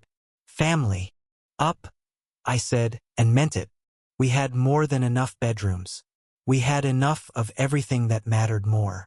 And if the world wanted a piece of me later, it could wait until after pancakes. I stood, wrote the morning's first line in the margin between breath and motion. Today we start together, and went to join them. I woke to the kind of quiet I've been trying to build for years. No alarms, no runners, no distant sirens gnawing at the glass. Just the soft hum of the penthouse and the steady breath of the woman beside me. Luna was already watching the blue-gray edge of dawn through the curtains. Amethyst braid looped over her shoulder, golden eyes soft. She caught me looking and smiled the way mountains do when morning finally reaches them. Morning, she said. Morning, I answered, and the word held more than it used to. I sat up, rolled my shoulders, and felt the faint ache that means your body remembers working for a living. Lines? She reminded me, warm, not stern. Lines, I agreed. I swung my legs out of bed and stood, barefoot on stone that knows the difference between hurry and purpose. I lifted my hand to the clean white above the headboard, the space Alice showed me how to use, and let my breath count itself. 4 in, 6 out. No tent over the world. No garden. Just the margin where story lives because people choose it. Today we start together. I wrote, small and careful. The letters took like stitches. The ward hummed that domestic note. Quiet, decent, unshowy, and the room settled around it. I added a second line. Alice had asked for 2. Words carry weight only when they are carried kindly. That one landed slower. The hum thickened, then smoothed into place. Acceptable, said a voice from the door. Alice leaned on the jamb in sleep-soft clothes, hair up, a mug in her hand. Somehow she makes good morning sound like a rubric and a hug at once. You're early, I said. I slept here, she countered, then lifted her mug. Tea. In 5, I said, and Luna laughed because she knows my 5 is up for negotiation. We met Alice in the kitchen. Reka had already drawn up a battlefield map labeled pancakes. Stations lined the island like a drill. Batter, griddle, fruit, plates, and the mysterious jar that appears when Rachel is in the room and says I contain joy. Positions, Reka said, sliding me a spatula like issuing a sidearm. Sir, yes, sir, Rachel said, saluting with a whisk. Cecilia breezed in with her slate. Timing. 4-minute cycles. 3 pans, 2 turns each. We want throughput, not chaos. Fruit is non-negotiable, Serafina said, setting down her immaculate box and a knife sharp enough to make the light cautious. Rose flicked the dimmer until the room found the exact shade that makes would look like itself. Napkins and syrup, she said. I'll form an alliance. Stella shuffled out in a blanket cape, hair a near-feral thicket from sleep, eyes bright anyway. She took one look at the lineup and beamed. We're doing it right. We are, I said. You get flipping duty. Yes. She bounced once, then caught herself solemn. With supervision. Always, Luna said, kissing the top of her head. The first batch went down. Reka poured perfect rounds as if geometry had sponsored breakfast. Rachel narrated the art of the flip with the zeal of someone who once evangelized lantern maintenance to bored rookies. Cecilia called time like a conductor. Serafina sectioned oranges so precisely Stella declared them sun wheels. Rose tested 5 syrup brands and immediately declared 3 of them liars. Alice watched like she was memorizing how the room works. She didn't take command. She corrected a pan's heat with 2 fingers and set a stack of plates to the exact left they wanted without me knowing I wanted them there. Charter V1 is on the console, Cecilia reported between cycles, tapping her slate. Article 7, choose boring first, has been bolded. Good, Alice said. Boring builds. Boring tastes like pancakes, Stella declared, flipping one perfectly and nearly falling off her stool with pride. The kitchen applauded because it mattered. We ate at the round table, socks and smiles, and a growing number of syrup packs that had earned Rose's respect. Stella arranged her plate like a mosaic, protecting one short stack from a rogue strawberry with a fork perimeter. Agenda of the day, Cecilia said, unable not to run a meeting even on a quiet morning. Family time, training time, rest time, and mom dates, Stella added, serious. She held up a little grid drawn in colored pencil, blocks labeled with names and activities. Mom Rose, Blue Rose Botany. Mom Reka, Cooking Basics. Mom Rachel, Redeemer Puzzle Walk. Mom Cecilia, Budget Game. Mom Serafina, Balcony Tai Chi. Mom Luna, Reading Nook plus Pure Light Science. Daddy, Supervisor. Ambitious, Reka said, hiding a smile. It's a rota, Stella said. Mom Rachel said rota makes it sound official. Rachel nodded. It does. Also, Puzzle Walk has a fresh route. We will not get stuck behind the angry hydrant again. The angry hydrant made a point, Serafina murmured. It was wrong, Cecilia said, without heat. Alice tapped her mug to my forearm. Lines, she said. We took 10 minutes at the island while the others cleaned. She slid me a folded sheet of paper like contraband and set a pen where my hand would find it. Copy work, she said. Small verbs, strong spine. Write these 3 until your wrist gets bored. I unfolded the paper. The verbs were plain and perfect. Hold, name, close. Below each, a short sentence that made the verb carry work. Hold the door for the least. Name the law and not yourself.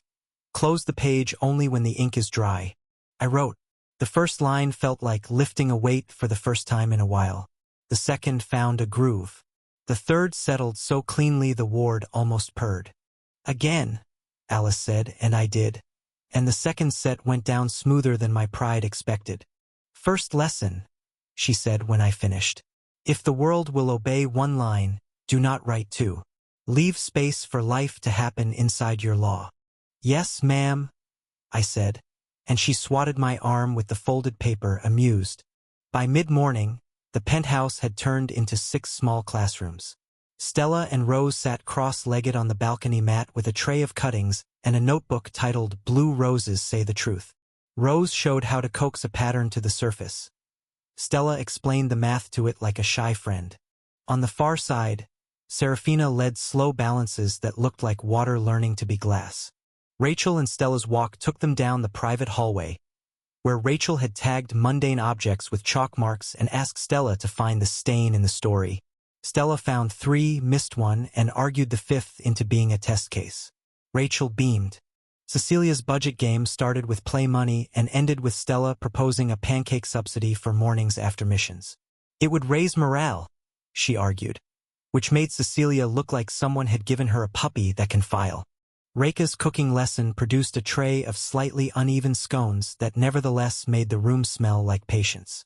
Luna's science block in the reading nook had Stella building a cardboard model of mana flows through a domestic ward while Luna adjusted the light and let Stella do the thinking. I floated, present, not hovering, learning how to be the kind of gravity that doesn't pin. At noon, we declared a truce with productivity. Serafina cut more fruit.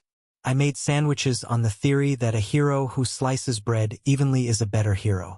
We ate scattered around the living room, wherever our plates felt like they belonged. My slate buzzed on the console.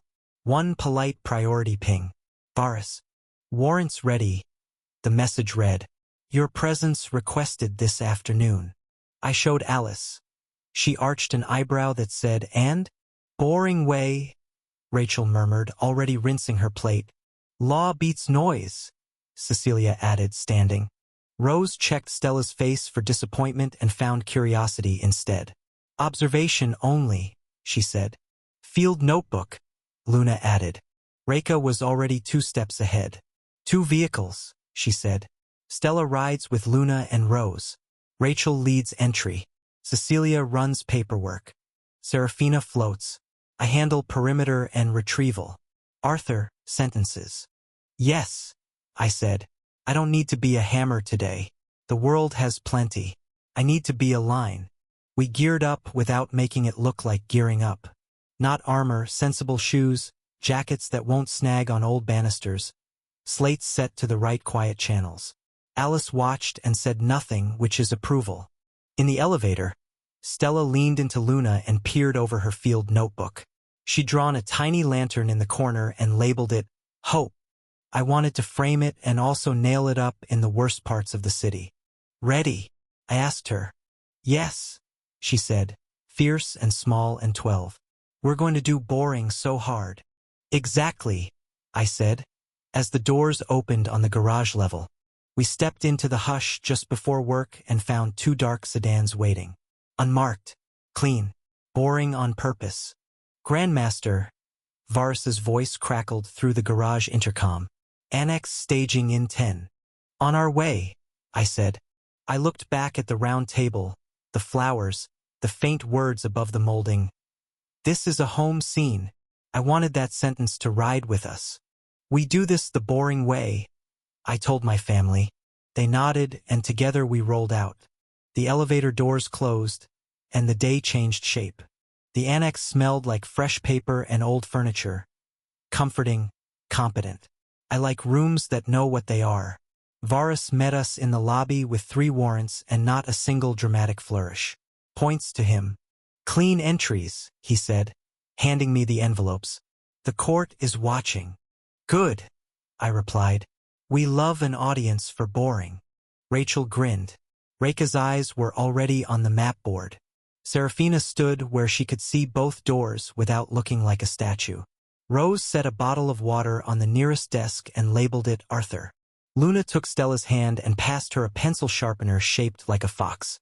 Staging complete, Reka reported. Brief, I said, opening the first envelope. Address 1, second floor office over a bakery. Accountant. Low risk. Address 2, townhouse with history. Expect a passive coercion ward at the threshold. Address 3, discreet office, notable surname. No shouting. Paper first, feelings last. Stella, in the observation seat, wrote that last sentence into her notebook in large, careful letters. Paper first, feelings last, she read aloud, impressed with us for thinking of it. I hid my smile. We rolled. Address 1 was textbook. I knocked, identified us, and held up the 2 truths that make decent people open doors. Paper and patience. Magistrate's warrant, I said, reading the header calm and clear. We're here to review records linked to Operation Emberfall. We will not search beyond the scope. We will catalog what we touch and return what is not evidence. The bookkeeper's shoulders sank with relief. Guilt has a shape. This wasn't it. He opened the door. Rachel and Reka entered like sunlight and a calendar. Arthur stayed near the threshold, hands in pockets, reading the room like a sentence he might have to fix. We moved through the steps we've practiced 100 times. Rachel cleared the air with that Redeemer hush she carries in her wrists. Reka boxed ledgers in order. I read each line of the warrant out loud as we moved sections, so the room heard what we were and weren't doing. It matters. The law isn't a hammer. It's a promise. Anything that isn't yours? I asked the accountant. Just the bakery's smell, he said. Embarrassed by his fear and grateful, we didn't make him pay for it.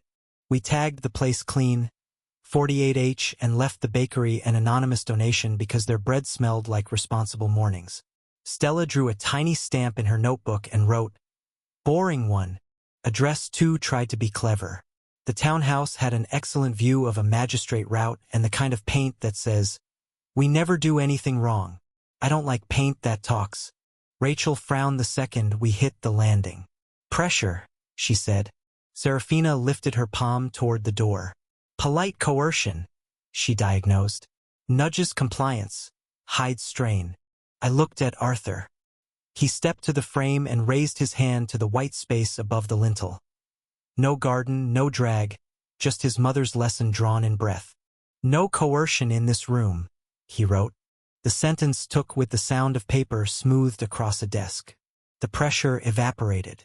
The latch clicked, not theatrically, just honestly. The man inside had the exact look I'd expected.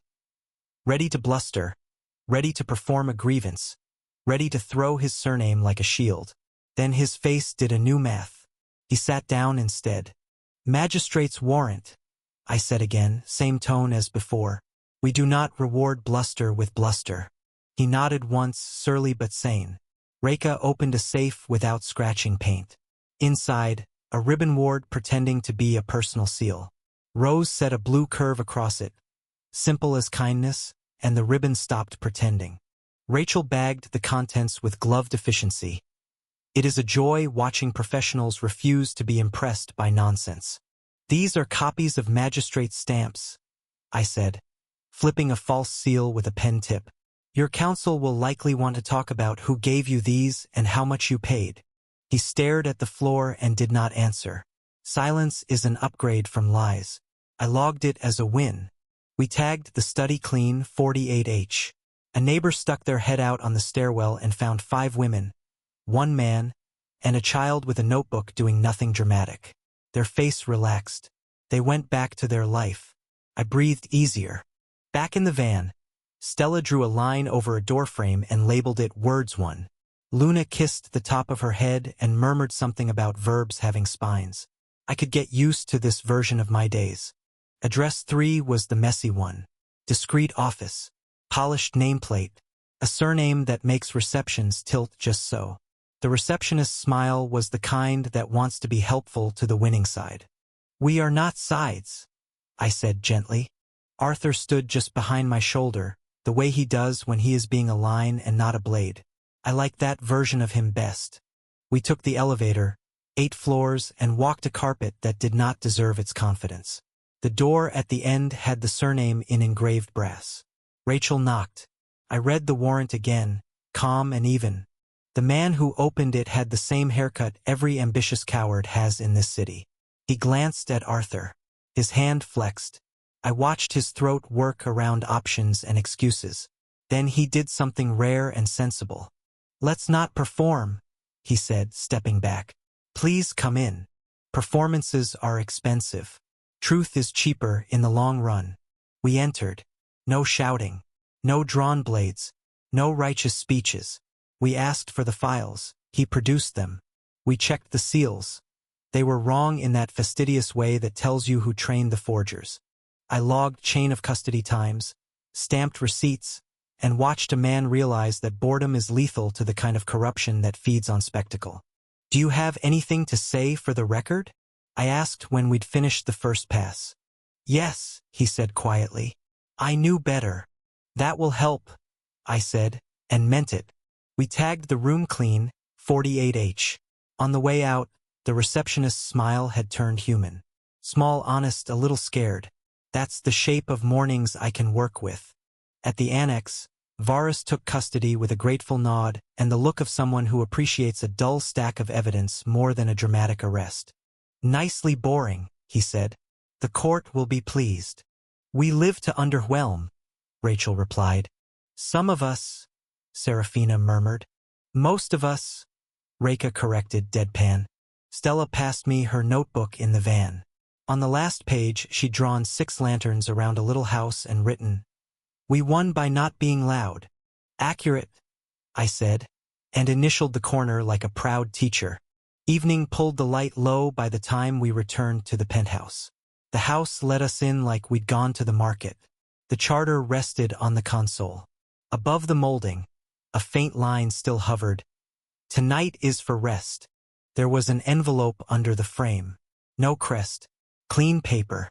Inside, one line in tidy pink ink. "Do hurry, Arthur." Signed A. Arthur said it beneath the charter without comment. I logged no breach postal route used, because some days the difference matters. 2 more lines tomorrow, Alice said, turning on the kettle. She did not ask. She scheduled. "Before breakfast," Luna added, smirking at Rachel. "Before coffee," I said, because my job is to ensure equality of suffering. "Betrayal," Rachel muttered, but her smile gave her away. I was about to propose a civilized argument over pancake rota when the air changed thin, high, wrong. The ward on Arthur's palm vibrated like a plucked string. Luna's head snapped to the windows. Serafina froze. Rachel's hand dipped toward a lantern she wasn't wearing. Reka's gaze tightened, calculations replacing calm. Arthur crossed to the glass in 3 steps. I followed because my job is to translate awe into plans. Far beyond Avalon's last towers, past the long river bend and the gentle hills that are only gentle to people who've never fought on them, the horizon changed its mind. A dark line pushed up from earth to sky like a blade deciding to meet a throat. A tower pierced the clouds, thin at the tip, wide at the base, covered in a shimmer that didn't want to be seen. It did not erupt. It asserted. The light around it looked like law mispronounced. "What is that?" Stella whispered, notebook forgotten in her lap. No one answered. For one measured heartbeat, our city pulled in breath and did not let it go. The tower didn't glow. It just kept growing until the clouds had to make room for it. I let gray rise. Cold slid along my nerves. Space thinned, and my vision cut the haze like a knife through silk. The surface resolved. Curves braided into curves. Letters pretending not to be letters until you stared too long. "Damn it. This feels like the infernal Armis," I said. 6 heads turned. No one talked over the name. The infernal Armis helped midwife the second calamity. You don't forget that kind of fire. But it's not a mythical artifact, I added. It's a film. Rachel caught up fast. Is it her? I nodded. Lysandra. Lust. Her power is coating the tower like a membrane. And since she's basically a goddess, impenetrable, Seraphina said quietly. Even my gray didn't like that word. Divine rank isn't a door I can open. Not yet. What is the tower supposed to be? Rose asked, steady. She was already mapping seams in her head. I don't know, I said. We're going to find out. Cecilia's slate buzzed. She glanced down, jaw tightening. Imperial Emergency Conference. Now. I looked to my mother. Alice watched the skyline like a sentence she was about to edit out of existence if someone would hand her a large enough pen. Mom, take care of Stella, I said. Daddy, are you going there? Stella asked from the couch, eyes still on the tower. Yes. I scooped her up. She locked her arms around my neck like she could keep parts of me from falling off. I'll be back from the palace. Listen to Grandma. Stay inside. Okay? Okay, Daddy. I set her down. Alice took her hand. Be careful, Arthur, she said. That was enough. We rode the penthouse lift to the garage. The hovercar doors lifted like sighs. Reka took the wheel in front. She always drives when the road has teeth. Luna sat beside me, steady, warm. Rachel checked a compact purifier kit. Seraphina took the window, sky and street both, like always. Rose skimmed feeds. Cecilia messaged district captains to keep the third ring boring. Master? Reka said over the hum of maglev fins. Do you think she came for you? Maybe, I said. It's insane to say out loud. Maybe. Luna's mouth set. From everything we knew, one of the demon lords killed Julius. Some truths don't soften with time. Still too weak. The gates of transcendence glimmered high above me. Divine rank lived past that, in weather I couldn't breathe yet. I folded the anger and put it away.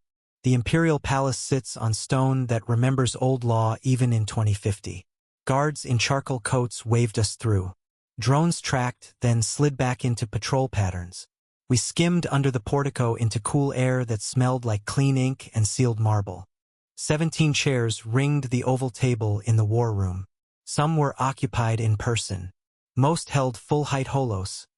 Grain-true projections fed by palace beam. Adeline Slatemark. Tailored black coat, hair pulled back. Stood at the head. Quinn a half-step behind her right shoulder. Golden hair. Red eyes. Low radiant power tucked small like a blade in a sleeve. Charlotte Alaric. Sleeves already rolled. Red hair pinned. Green eyes bright. Stood by the floor array. Duke Everett Springshaper, Rose's father, brought warmth with him like a good kitchen. Eva Lopez, red scarf, Mythos Academy crest pinned neat. Took a seat near Charlotte, teacher's eyes sharp and kind. The holos resolved. Alastair Creighton, old tree crest at his shoulder, calm and watchful. Arden Windward, precise, pilot's poise. Lucifer Windward, half a smile, full calculation. Marcus Vizirian, jaw like concrete, boots on something expensive even when seated. Valen Ashbluff, ink on his fingers, mind 3 lines ahead. Mo Zenith, quiet, every silence measured. Celine Kagu, laboratory cool, eyes that count pieces. The room stood and bowed its heads, in person and hollow together, a ripple of protocol that had weight. Second hero, Adeline said, and the title landed where it should. Around the ring, the holos echoed in their own tones. Second hero, from Alastair, steady. Second hero, Arden, clipped. Second hero, Lucifer, amused but real. Second hero, Marcus, grudging and solid. Second hero, Valen, already reaching for a pen. Second hero, Mo, measured. Second hero, Celine, clinical and exact. Eva's smile reached her eyes. Second hero, she added, warm. Everett gave me a small nod, pride tucked behind it. Quinn's red eyes held steady. Respect isn't for my ego. It's for the work. Adeline gestured to the table. Please begin. I sat opposite her, my fiancés and Luna around me, and let my voice carry. We're here to discuss the tower that rose outside Avalon, I said. Observed with gray. The surface isn't stone. The script. A film coats the structure that isn't ours, Lysantra's power. Lust. Divine rank. We do not cut it. We don't try. Charlotte stepped onto the array and pressed her palm to the rim. A low hum ran through floor and glass. Anchored base, she said. Keyed into something older. Hear the layering. We listened. Far past the hills. The tower sang a thin note that made my teeth itch. Luna's golden eyes narrowed by a millimeter. Quinn's attention leaned out like a hand into rain. Nested frequencies, Charlotte said, pen moving. The outer shell wants attention. The inner coil counts. Counts what? Rachel asked. Time, Charlotte said. Or answers. Or both. I wrote into the white space above the brass. A margin line, not a domain. All speech here is plain. The room eased a notch. People stopped reaching for rhetoric without knowing it. Containment ring? Serafina asked. Not yet, I said. If I write no harm passes this line, the tower will decide harm is a kindness it's doing you. Define harm first, Charlotte said, still writing. Then write the line. Redeemer comb at the base? Rachel asked, tapping her purifier kit. Lanterns closed until we're inside the shadow. Yes, I said. Clean early. Clean often. Don't let clever get a foothold. Everett set 2 leather-bound ledgers on the table and flipped one toward Adeline. Binding Towers, he said. Springshaper Records. 3 mentions in 200 years. Every story ended badly for someone. The pattern's the same. The tower listens, and the tower invites. Invites who? Mo Zenith asked, his first word sharp. Anyone tired enough to answer, Quinn said even. Luna folded her arms. If I bring pure light first, it will mock me. Law early, Cecilia said, writing fast. Pure light later. Words early, I said. Charlotte's eyes flicked up. A teacher catching a student doing it right. Verb first, she said. No poetry. Yes, ma'am. Cecilia and Reka bracketed the table, mirrors of order. Reka's column. Cordons, evac routes, med hubs, drone patterns, redeemer rotations. Cecilia's column. Court authority, district captains, budget lines, secure net channels, public notice language. Between them, the empire grew a spine. Closer, Adeline said. Charlotte touched 2 sigils. Distance folded politely. The tower's skin resolved. Not stone, script. Curves braided into curves. Letters pretending not to be letters until you stared long enough to feel them looking back. Not local, Charlotte said. Imported grammar. Wrong side of the sky. Translate, Quinn asked. Yes, she said and kept writing. Eva leaned in, finger on a tight loop. That curve inverts pronouns, she said. Any sentence starting, I comes back as we want you to. Don't start with I. Noted, I said.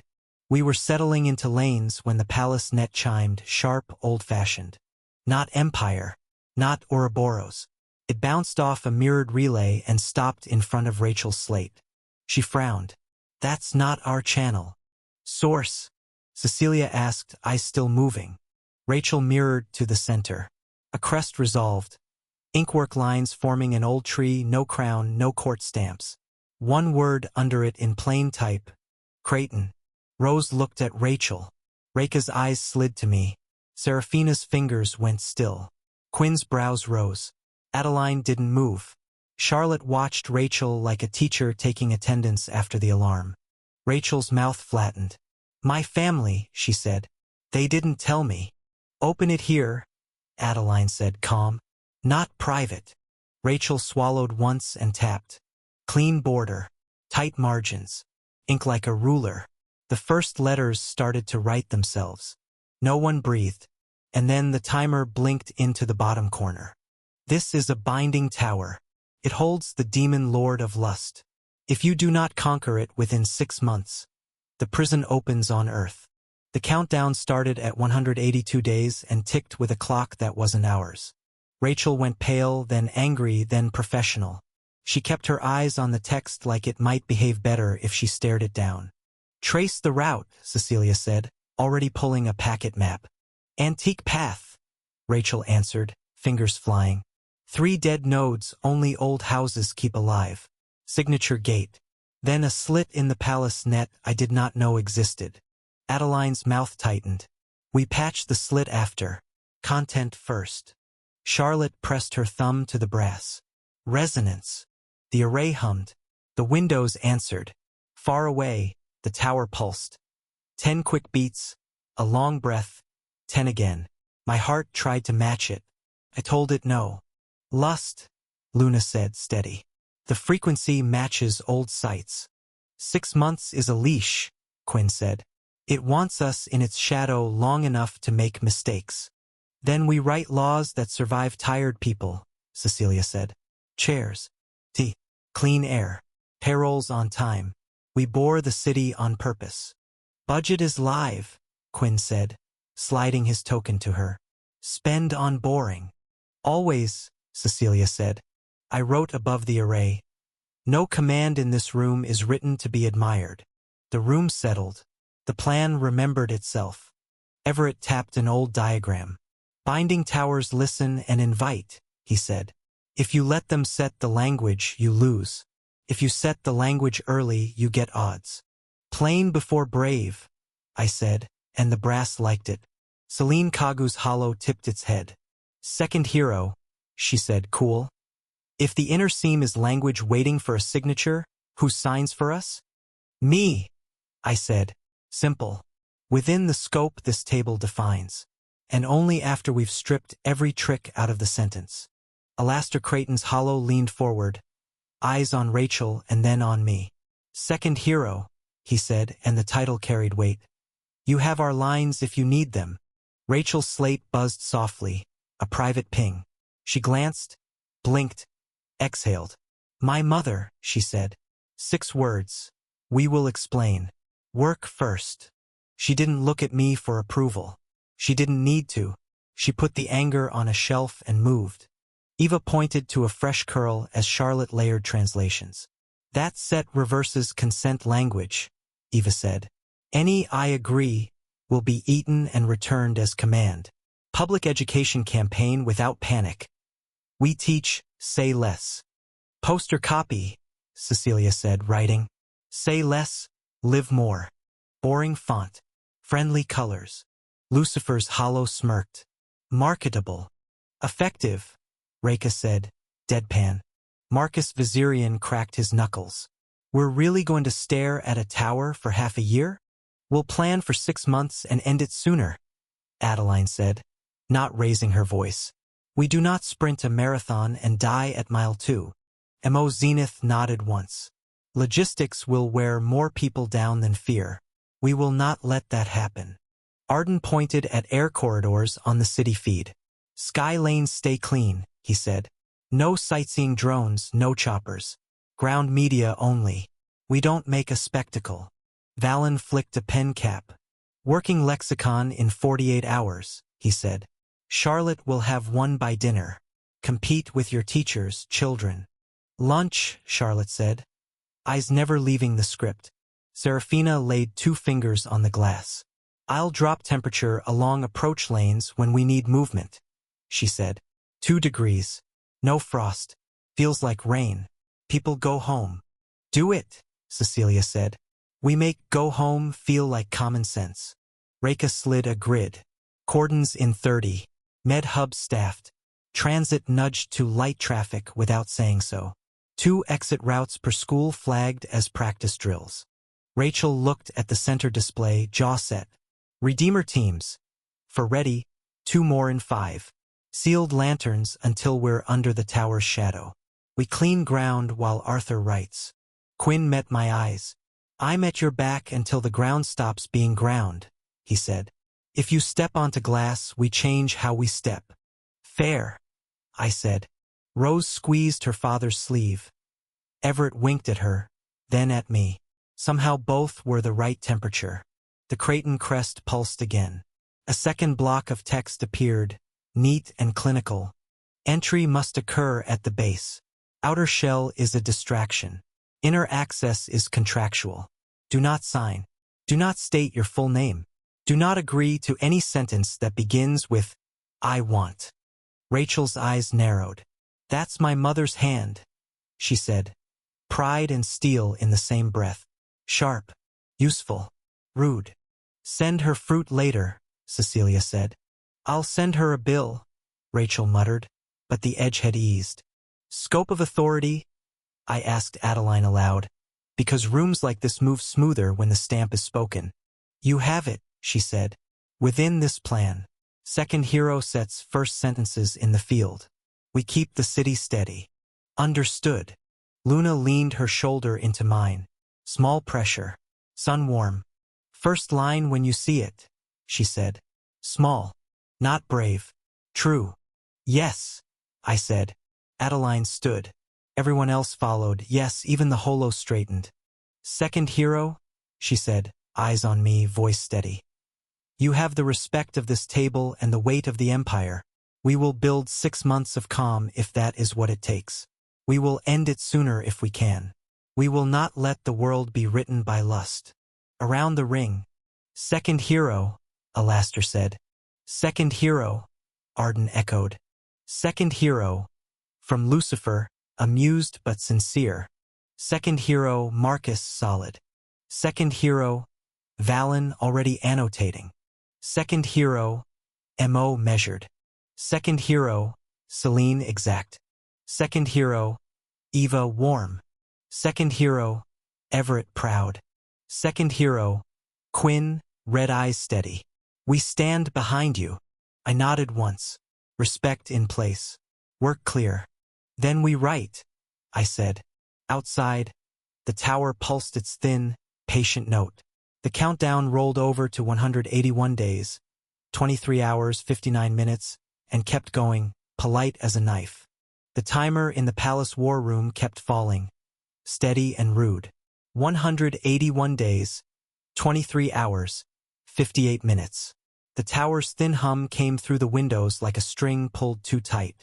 We go in teams, Rachel said first. Standard stack, lanterns sealed. We clean the base and you write. No, Luna said, quiet but firm. If I cross first, the tower will mock pure light. If we cross together, it will mirror our we back at us. Then I go, Serafina said. Scout, mark lanes, call you in. Or I do, Reka said. I handle the rope. I am faster to pull you out. I let them speak. I needed to hear the fear under their plans. Around the oval table, the holos watched without blinking. Alastair Creighton stood calm in blue light. Arden Windward already traced no-fly corridors in the air with 2 fingers. Lucifer Windward's half-smile hid full focus. Marcus Viserion leaned forward like he could punch a problem through a wall.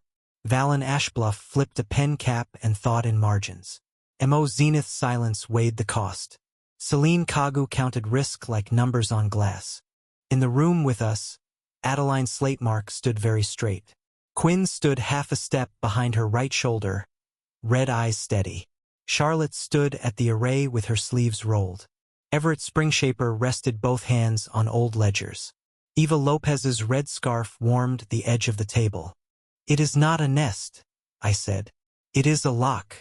Locks like single keys. Cecilia did not look up from her slate. Translate from hero to policy. Language trap, I said. The inner seam is a contract. If I bring 6 voices, the tower will braid our wants and hand me a sentence that starts with we. If I walk alone, it must deal with 1 grammar at a time. Alone raises single-point failure, Celine said. Group raises surface area, Charlotte answered. 1 line is easier to defend than 7 lines to chase. Rachel shook her head. You don't decide this without us. I don't, I said, but I will argue for it. I put both hands on the brass rim and kept the pitch plain. Outer shell is theater. Inner access is contract. Pure light goes second. Law goes first. The first law must be a sentence lust cannot twist or echo. Mythweaver writes sentences that stick. That is my work. If lust wants a chorus, we give her a solo and make her sing in my key. Romantic, Lucifer said. Also reckless. Accurate, Eva said. Support, Arden asked. We are not dropping you in a hole. Rope, Reka said with me. We both almost smiled. Literal tether on the threshold, Reka continued. Pulse monitor. Anchor line to the array and to me. If his rate spikes past safe, or if the line carries a wrong tone, I pull. If the line goes slack, we do not rush in. We change the field. Cold ring on the approach, Serafina said. 2 degrees. No frost. Feels like rain. People go home. Redeemer comb around the base, Rachel said. Closed lanterns. We keep the ground honest. No speeches. City stays boring, Cecilia said. Tea carts. Chairs. Payroll on time. Say less. Live more posters at every third corner. Air lanes clear, Arden added. No drones, no choppers, no spectacle. Lexicon by lunch, Charlotte said. Arthur, do not speak any verb I flag. Budget is live, Quinn said. Spend money on boring. Everett tapped a diagram. 3 records of binding towers. In the 2 that did not end in ruin, the key was the first sentence at the seam. Not a shout. A line. Who said it? Mo asked. A fool who learned, Everett said. Or a hero who listened. I looked at the 6 women who share my life. I am not safer than you, I said. I am the right shape for the first step. If I go in with any of you, the tower will use that we against us. If I go alone, it must get past me. You hold the world steady while I set the first line. Rose's jaw tightened. I can redraw seams from here. If I see echo or delay, I write no echo across it and pass it to Charlotte. Reka's eyes held mine. You come back when I tug. Yes. Serafina set 2 fingers on the brass. If your temperature spikes, I cool the air and slow the scene. Breathe and buy time. Yes. Cecilia slid an envelope across. Authority signed. Even God's red paper. Thank you. Rachel's hands were fists. You send me your first line before you speak. If I raise my hand, you wait for Charlotte's blink. You do not perform because you want to be brave. Agreed. Luna did not move. Anchor to me, she said. Not with light, with breath. 4 in, 6 out, 1 time at the threshold. Yes, I said. Adeline looked around the ring. Objections. All of us, Rose said, and the other 5 said it with her. The Empress let the silence cool. Second hero? I go alone, I said. Valeria and Erebus are with me, inside my frame and in my head. Not as signatures the tower can grab. No one else crosses the seam until I call it clean. Quinn leaned in slightly. You carry our respect and our restraint. We stand behind you. We do not push you. So ordered, Adeline said. The second hero enters alone. The Empire keeps the ground steady. 6 months if we must. Sooner if we can. Around the ring, Holo straightened. Second hero, Alastair said. Second hero, Arden said. Second hero. From Lucifer, amused but sincere. Second hero, Marcus said. Second hero, Valen said. Second hero, Emo said. Second hero, Celine said. Second hero, Eva said, warm. Everett squeezed Rose's shoulder and met my eyes. Quinn's red gaze stayed steady. Charlotte's pen did not stop. I exhaled. Then I will prepare. No one argued again. That is what real respect sounds like. We filed out past the glass. The tower cut the sky in a straight, impolite line. The countdown kept going, polite as a knife. The city below started to act like itself on purpose. T-carts rolled. Inspectors actually inspected. Drones drifted back from the skyline and chose quieter routes. Guards posted chairs instead of barricades. It looked boring. It was the best kind of work. We rode the lift down to the motor court. Reka drove. Luna sat beside me and said nothing. Rachel watched the tether coil on her lap like she could will it to be kinder than rope. Serafina tracked wind. Cecilia wrote until her slate stopped, pretending it needed sleep. Rose watched the tower and then watched me and then the tower again. I did not pretend my hands were not shaking. I put them flat on my knees and felt the shake leave a little at a time. I would go alone. They would hold the world. At the curb, I looked back once. 6 faces, 1 promise. We would win quietly or not at all this time. Back at the penthouse, the world did its best to be ordinary. The tower still split the horizon like a stake through cloud, but the street below chose calm. Tea carts at corners. Quiet inspectors with actual clipboards. Valeria stirred as soon as I stepped into my room. Cool and steady, a presence under my skin.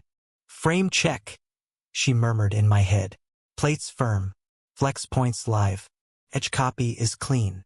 "Good," I answered. "Stay light unless I call." Erebus uncoiled from the shadow by the dresser like ink, remembering it used to be a man. "Ledger open," he clicked along our line. "Null cant tuned low. No singing unless you are already bleeding." "Prefer not to bleed," I thought back. I packed like I was going to a meeting, not to a myth. Plain clothes that moved, no plates. A clean sheath at my hip, the real edge sleeping in bone. A steel ring for a stylus because the first tool is a sentence. No charms the tower could call a promise. On the wall, I wrote 2 lines with a stub of wax. My mother's habit, my teacher's rule. Tonight, this is a home scene. Words are heavy only when carried kindly. If I listened too long, I would not leave. Douglas knocked and came in without waiting. My father's hands are thick with the kind of work that keeps food on tables. He took one look and did not pretend anything was fine. He pulled me in and cracked my back. "You are still my boy," he said. "Be smart. Be boring." "I will," I said into his shoulder. Arya rushed in next, hair half tamed, eyes too bright. "She is only a year younger." "I am not saying don't go," she said. "You'd go anyway. Just, please don't let it be smarter than you." "I'll insult its grammar," I said. "Good," she said, and punched my arm too hard. I let her win that one. Alice stood at the door for a count of 3, as if measuring the air. Then she crossed the room and took my face in both hands the way she did when nights were bad and money worse. "Verbs," she said. "Verb first," I said. She kissed my forehead. "If it offers beauty, it lies. If it offers reason, it lies bigger. If it offers mercy, it steals. Don't bargain." "I won't," I said. She nodded once and let me go. The air thinned. Stella had been building courage in the hallway. She came in like a small storm and tried to break the plan by hugging it. I caught her and held on. "I know you have to," she said into my neck. "I hate it. I still know." "I'll be careful," I said. "I'll be boring." She sniffed, pulled back, and dug in her pocket. "I made a thing," she said in a rush. She held up a bracelet of elastic cord and matte beads. Tiny lines were carved into some of them. "It does nothing," she said. "Like actually nothing. But when you look at it, your brain pauses to check the pattern, and that buys a half second. For not saying a dumb sentence." "It's perfect," I said, and put it on. Felt like armor that did not look like armor. "Ice cream when you come back," she said, trying for a grin.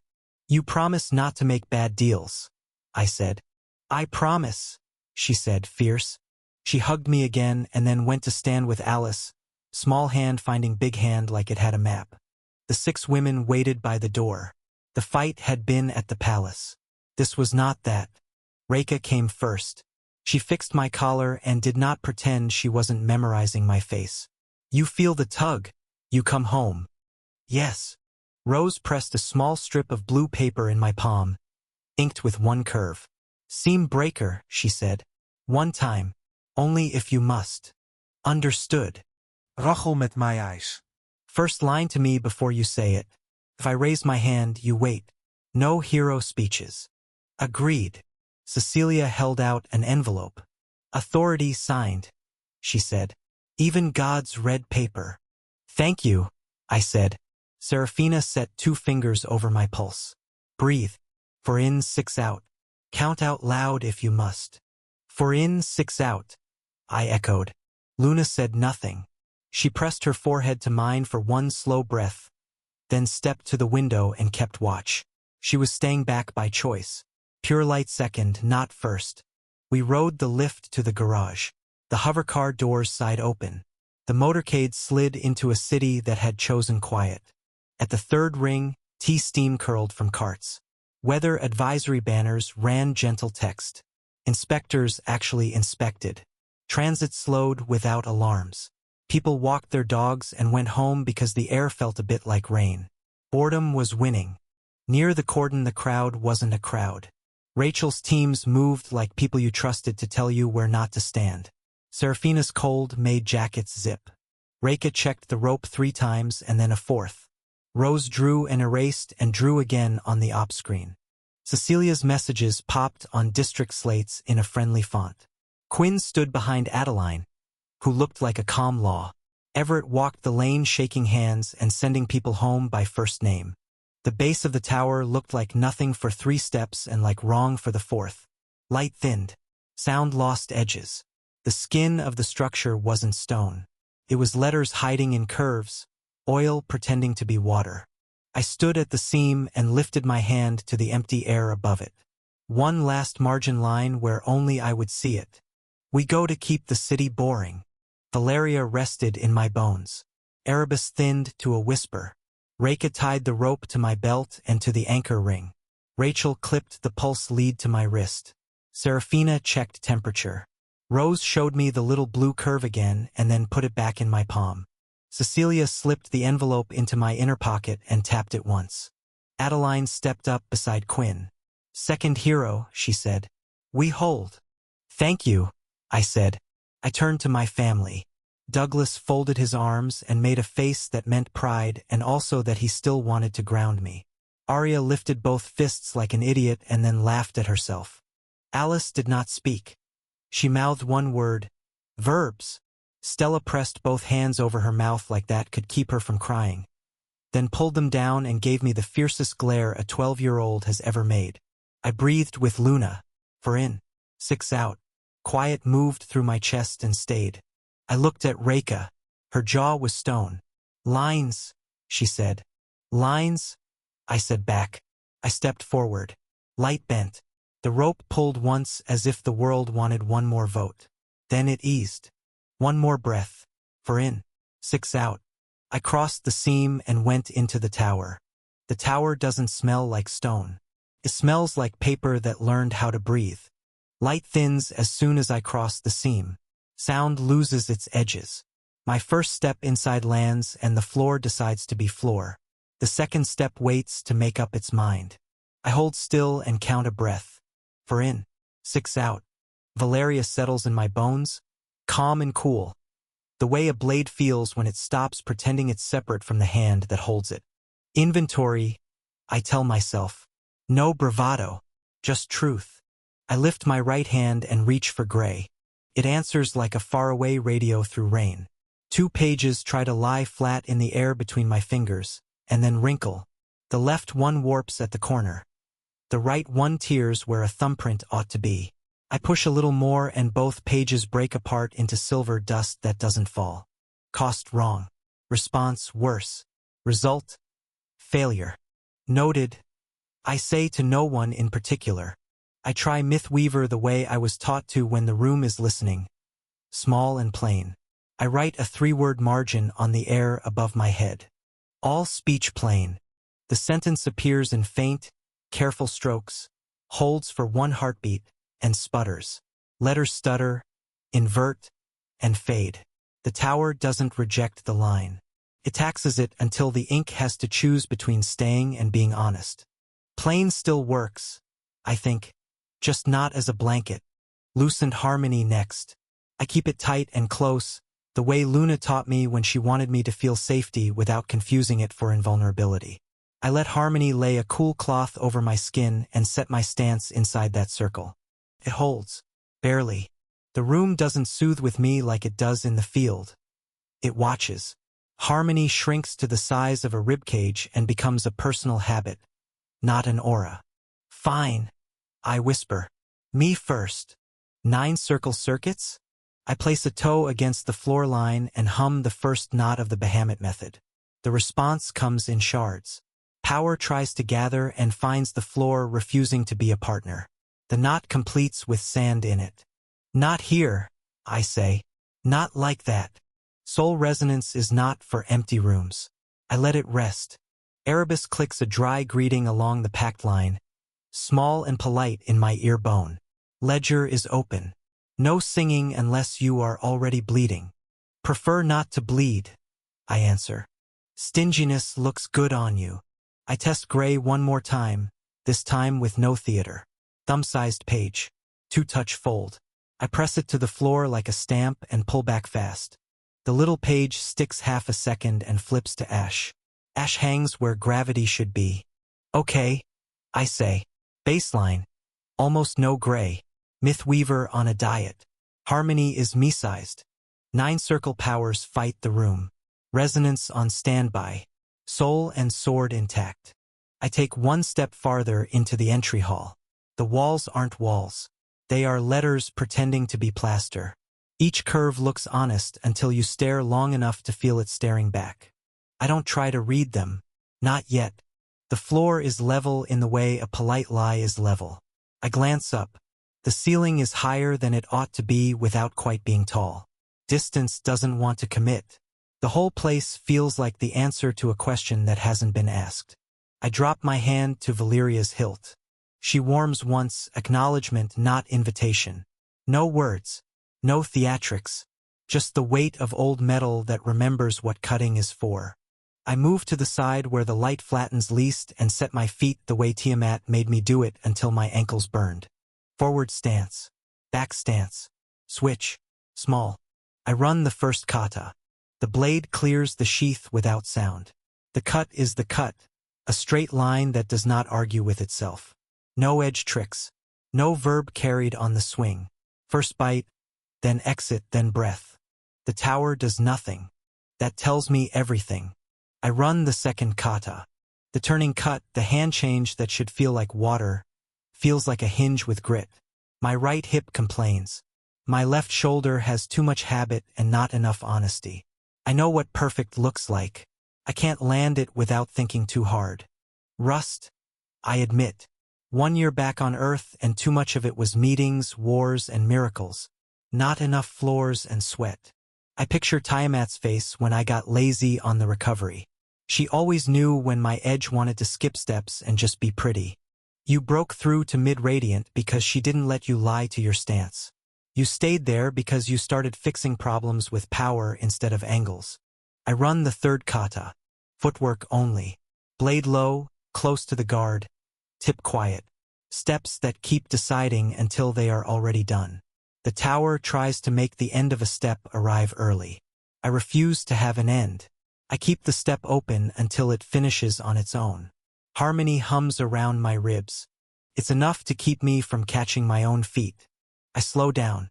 Tiamat's drill. 9 slow cuts, each faster than the last only because the line gets cleaner, not because the arm gets greedy. 1. I cut a line of air that doesn't push my wrist. 2. I cut a line of air that doesn't lean on my elbow. 3. I cut a line of air that doesn't require my shoulder to apologize. 4. I cut a line of air whose exit is as honest as its entrance. 5. I cut a line of air that does not promise a second cut before it finishes the first. 6. I cut a line of air that knows how to stop without looking like regret. 7. I cut a line of air that could live in a hallway with a low ceiling. 8. I cut a line of air that keeps the tip a rumor. 9. I cut a line of air that does not need a witness. By the 9th, my breathing has decided to be helpful. 4 in, 6 out. I test a small law on the cut itself. Not a sentence in the air. A verb in the muscle. Stop. The blade stops exactly where I told it to stop. The tower tries to make the stop become a hesitation. Harmony keeps it from looking like fear. Valeria settles and approves. I run stance work. Triangles. Lines. Circles. The floor tries to charge attacks on any pattern that looks like it means to repeat. I keep the patterns ugly on purpose. The tower is set to punish clean poetry. It doesn't know what to do with bad handwriting. My footfalls find truth in the untidy. After 40 minutes, sweat runs down my back under the shirt and not a single part of me feels like it wasted the water. I try 9-circle again, this time the smallest version of an anchor from the Bahamut method. Barely a thought, barely a mark. Instead of a knot, I leave a dot. The dot agrees to keep being a dot. When I step past it, the dot says, "You were here, not you must come back." That's all I want. I try a Mythweaver line on the floor just to see what punishment feels like. Nothing here is urgent. The sentence ghosts in then phrase. The tower taxes it and leaves a shadow feeling of delay. Not good enough to rely on. Good enough to remember as a last resort. Sword first, I think. Verb later. I set Valeria against my forearm and run Tiamat's favorite cruelty. Kata with pauses that arrive at random counts. 3, 5, 2, 7, 1. The pause is the cut. The cut is the pause. Any drift becomes a tell. The room tries to fill the pause with a meaning. I don't let it. I leave the silence honest. Erebus hums along the line. A tiny winter voice. If boredom were a saint, you'd have a shrine. Boredom wins, I answer. Write it down. Already engraving. My thighs start to ache. Good. The ache means I'm honest. I try gray one more time, spite more than hope. Thumb page. 2-touch fold. I don't push at all. I lay it down like I'm setting a playing card on a bar. The tiny page sits for a full second this time before the tower taxes it into ash that doesn't fall. It's not a total refusal. It's a long bill. Fine, I tell the room. We'll pay with steps instead of coins. I close my eyes and name what I have without making it sound braver than it is. Sword. Intact. Breath. Intact. Balance. Rusty. Fixable. 9-circle. Reduced. Usable in dots. Mythweaver. Flickers, no blankets. Gray. Thumbprints at high cost. Resonance. Save for when a rhythm shows. Harmony. Me-sized. Keep it that way. I open my eyes. Nothing in the hall has changed. That's the point. I take the sheath in my left hand and the hilt in my right and run 100 draws without a cut. Then I run 100 cuts without a draw. Then I do both with my eyes on the floor seam that refuses to be straight. I do not count them out loud. I let the body do the math. When the ache moves from legs to the space under my shoulder blades, I stop. I roll my neck. I take one more breath and decide to take the door only when my hands agree. They do. One floor at a time, I say. One verb at a time. I look at the letters pretending to be plaster and pick a spot that feels least interested in me. I keep my voice small. Enter. The wall doesn't open. The floor does half a step in front of my foot, as if the tower wants me to remember where I carry authority and where I don't. I don't move forward yet. I run the first kata again, slower than the first time, and land a cleaner 9th cut than I've thrown in months. Then I step through. The tower smells like paper that forgot it used to be trees. It's a hopeful smell if you like libraries, and a worrying one if you've ever been hit with a book. I take one step past the seam and the floor decides to exist under my boot. Generous of it. Inventory, I say, keeping my voice small. Small is cheap here. Valeria warms along my forearm. All bright and pleased to be involved. You have 2 feet, 1 excellent sword, and a personality that thinks jokes are a defense. Use all 3. Not in that order. Erebus brushes the packed line in my ear like a finger flick on a glass. Proceed. I reach for gray the way you reach for a light switch in the dark, expecting it, not needing it to be dramatic. 2 pages try to meet between my fingers. 1 cramps. The other tears at the corner like a timid napkin. The attempt collapses into silver dust that forgets how to fall. Gray is on strike. I note. Offer better conditions, Valeria says. Shorter hours, more respect, fewer metaphors. I'll send a fruit basket, I say, and put Gray away. Lucent harmony? That at least answers like an old friend after a long shift. Tired but present. I keep it ribcage sized. The room doesn't like big auras. The room taxes big. 9-circle circuits? I try the first Bahamut knot and get grit in the gears. Turns, technically. It also sulks. Mythweaver? I write a tiny margin in the air. All speech plain. The letters stutter. pay a tax I can't afford, and fade like a shy confession. Right? I tell myself. Sword first. Verb later. The hall is long. The walls are letters pretending to be plaster. The ceiling is a number pretending to be height. The floor is a rumor with potential. I run stance work because stance work doesn't care about rumors. Triangles. Lines. Circles so ugly no architect will take credit. The tower taxes repetition, so I don't repeat. Every step finishes a bit different, like bad handwriting only a teacher could love. It's very confusing to traps and very good for ankles. Draw and sheathe until my shoulders stop treating the draw like a parade. Ninth draw, the blade kisses air. A small cut that could live in a broom closet and not scare the mop. The room does nothing visible. That's the room telling me to continue. Again, Valeria says, a smile in steel. Again, I echo and do. On the 12th cut, letters gather and write a note on the floor in polite black. Please proceed with purpose. Valeria makes a delighted noise. The tower put up a motivational poster. You should get a raise. I touch the line with the toe of my boot. It tries to convert my step into a stride. I put my foot down like I'm placing a cup on a shelf. No drama. The ink goes dull and sulky.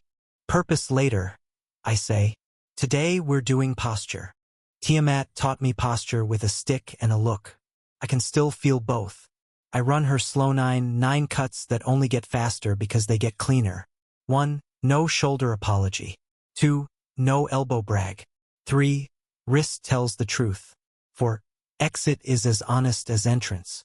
5. Stop without looking like regret.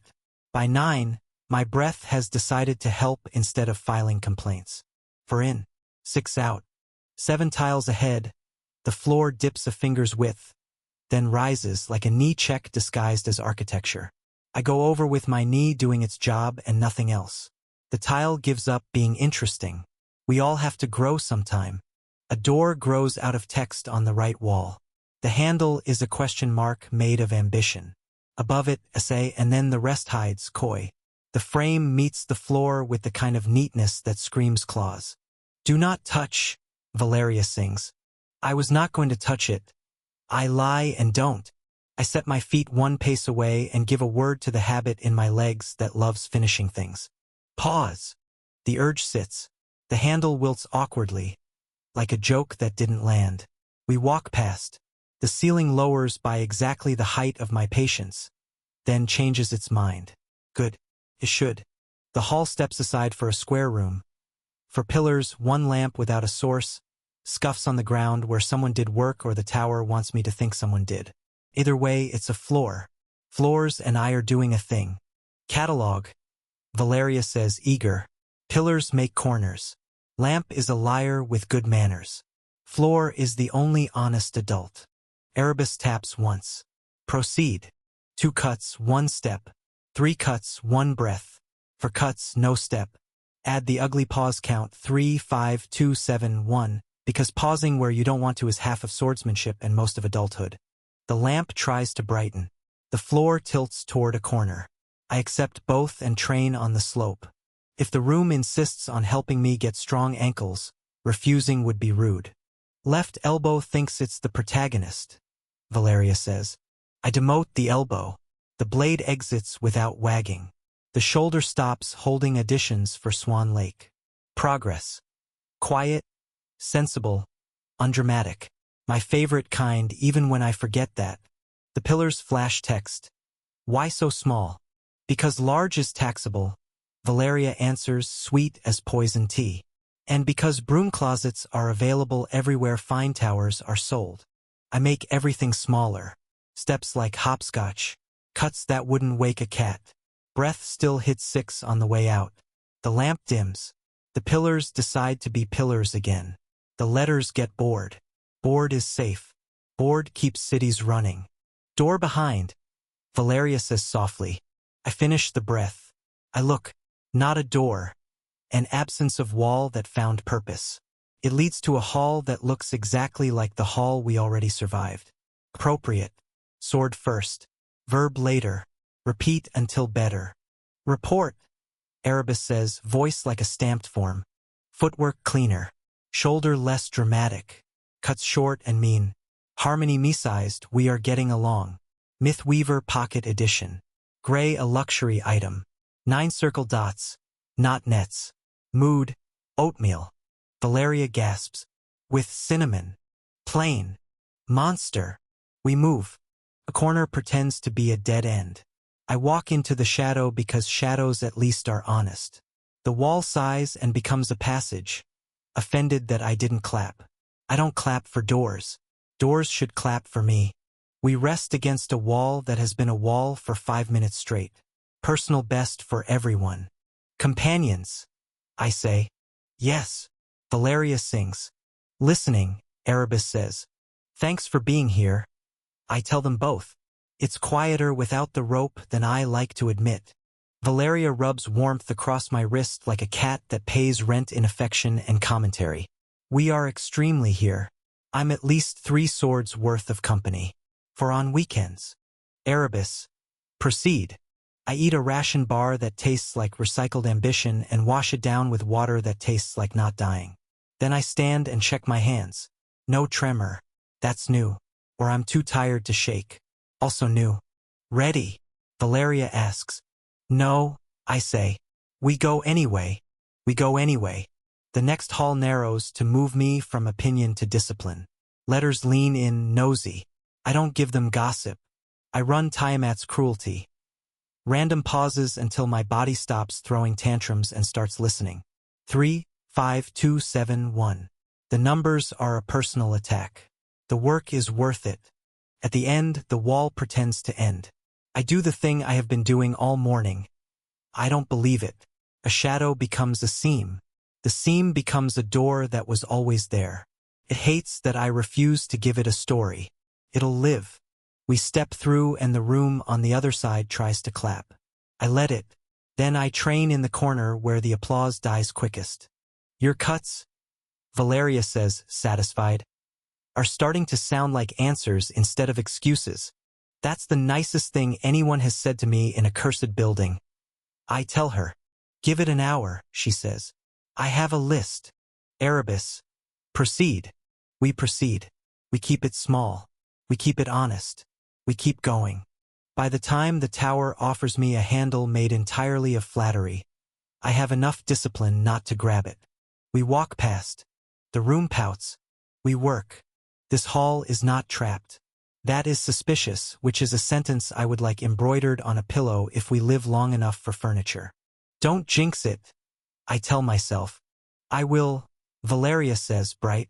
It's a trap wearing nice shoes. Erebus touches the packed line. Proceed. 20 paces of well-behaved ceiling. Letters that pretend to mind their own business. Air doing a convincing impression of air. I walk like a man who believes in floors and keeps receipts. A gentle tug at my hip. The tether. Reika's rope from the seam. Pulse lead warm on my wrist. I can't hear her, but the idea of her hand is there. Competent, steady, a little bossy, like home. 2 tugs. Our code for still with you. I squeeze the lead once. Still me. We turn a bend. The wall writes safety line at ankle height, which is like a salesman introducing himself as definitely not a scam. That's bait, Valeria sings. Please do not lick the bait. I wasn't going to. I lie. The corridor narrows to a sleeve. The floor is polished enough to reflect my poor life choices. A hair-thin thread of ink runs along the left like a fishing line for promises. Trip line, I say. Erebus. Claws. The rope tugs again. Not our code. A little greedy. The ink glints exactly the way regret glints in hindsight. I stop. The hall hums. Pleased that I noticed. Cut the reflex, not the string, Valeria says. The humor drops out of her voice like a coin into a well. I raise the blade and cut the itch under my ribs. The polite urge to answer a pull. The cut lives in muscle and habit, not in air. The greedy tug slides off and becomes an awkward wiggle. The hall makes the sound a clerk makes when you bring the correct form. Unamused respect. I step past the thread. The tether brushes it. The ink wriggles for the rope like a cat for a lap. Loosened Harmony wraps the tether, small and firm. Harmony is rude to parasites. The ink recoils like I swatted it with a rolled-up newspaper. Good rope, Valeria says. No snacks for hallway vermin. We move. A door blossoms on the right, too curvy by half. Above it, essay, and the rest refuses to be legible, coy as gossip. Don't, Valeria says. I am not, I say, gripping my own curiosity by the scruff. We go straight. The floor sighs like someone who wanted drama. Then the pull hits hard. Not polite. A yank. The rope bites into my waist. The lead on my wrist goes hot. I feel the seam anchor hum back at me across too much distance. Then I feel something else. The line losing weight. Ropes are heavier than ideas. This is becoming an idea. Reka, I ask the air. Erebus. Not Reka. Vote. The hall is asking me to agree to come back. The ink thread swells, reaching. There's a clever little clause under it, dressed like concern. I set my feet and do not agree. The yank turns into a snap. The tether goes taut, then thins. Weight drains out of it like sand from a broken glass. The line stops being rope and becomes the word rope, which is notoriously easy to edit. Now, Valeria says, I cut where there is nothing. The blade meets a shape that exists only because a sentence says it does. The cut lands because I told it what it was for before I moved. The rope part's clean. No whip, no drama, no loud goodbye. The coil at my hip slumps. The lead goes cool. Silence arrives. It brings luggage. Erebus. Acknowledged. Valeria tries levity on purpose. On the bright side, no more tug bruises. I liked the bruises, I say, and it's more honest than I intend. I know, she says, then recovers her grin. We can bruise you ourselves. Team building. I count a breath. 4 in, 6 out. Alone, I say. With us, Valeria corrects, cheerful and sharp. I am at least 3 swords of personality. For on holidays, Erebus is a very supportive filing system. Erebus. Proceed. We continue. Next chamber. A square with a ceiling that keeps reconsidering its contract. The floor is a grid of grays polite enough to pass for a government office. In the middle. Please center yourself. No, I tell the floor. Edges first. I walk the border. Every third square tries to feel important. I step on the humble ones. The humble ones hold. Floors and people have that in common more often than they admit. Drill, Valeria asks. Drill, I say. Broom closet cuts on the move. Steps in the boring squares. Pauses on ugly numbers. The blade stops where asked. The hip resigns from politics. The wrist stops campaigning for attention. Breath reaches 6 without sounding like it wants applause. The text updates. Choose a path. I choose not to choose, I say. Objection noted. Valeria. Sustained. I let breath pick direction. Feet follow breath. Feels like cheating because I wanted trumpets. It's not cheating. It's what competence feels like when you were promised fireworks. The far wall decides to be a door. It doesn't flounce. I appreciate that and do not reward it with gratitude. State of swordsman? Erebus asks. Ledger open. Better. Less silly.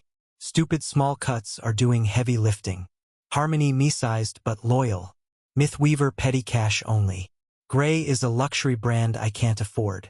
9 circle is dots. Tether gone. Morale? Cereal without sugar. Valeria gasps. Add raisins. Prison food, I say. Banished, she says, scandalized. We pass through. The next hall lowers its ceiling by the height of an unfunny joke. I duck early to be annoying. The ceiling considers its life choices and rises.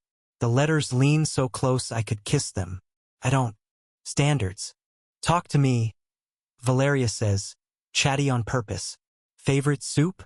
Least favorite demon? Thoughts on naps. Tomato, I say. Lust. And I will write a law that guarantees naps when this is over. Dream big, she says. But not now because the wall is lying again. She's right. The corner is pretending to be a dead end. I walk into the shadow. The wall sighs and becomes a seam. The seam acts like it was always here. It wasn't. We all lie sometimes. On the other side, a training square with 4 pillars and 1 lamp that isn't. The pillar text says, ACT big. I act small. The room tries to make small feel like cowardice. I make small feel like craft. The difference is cost. Cowardice runs a tab. Craft pays cash. Your cuts, Valeria says, pleased, are getting rude. That's the point, I say, and run Tiamat's cruelty again. 3, 5, 2, 7, 1. My body hisses and then learns. Tiamat would approve, then hit me with a stick anyway, on principle. We rest one breath against a wall that has decided to be wall for the full count. It is trying its best. Ledger, Erebus prompts. Hands steady, breath honest, pride complaining, discipline louder, rope gone, still here. Proceed, he says, which is his way of saying well done. We walk. The hall tries a new trick.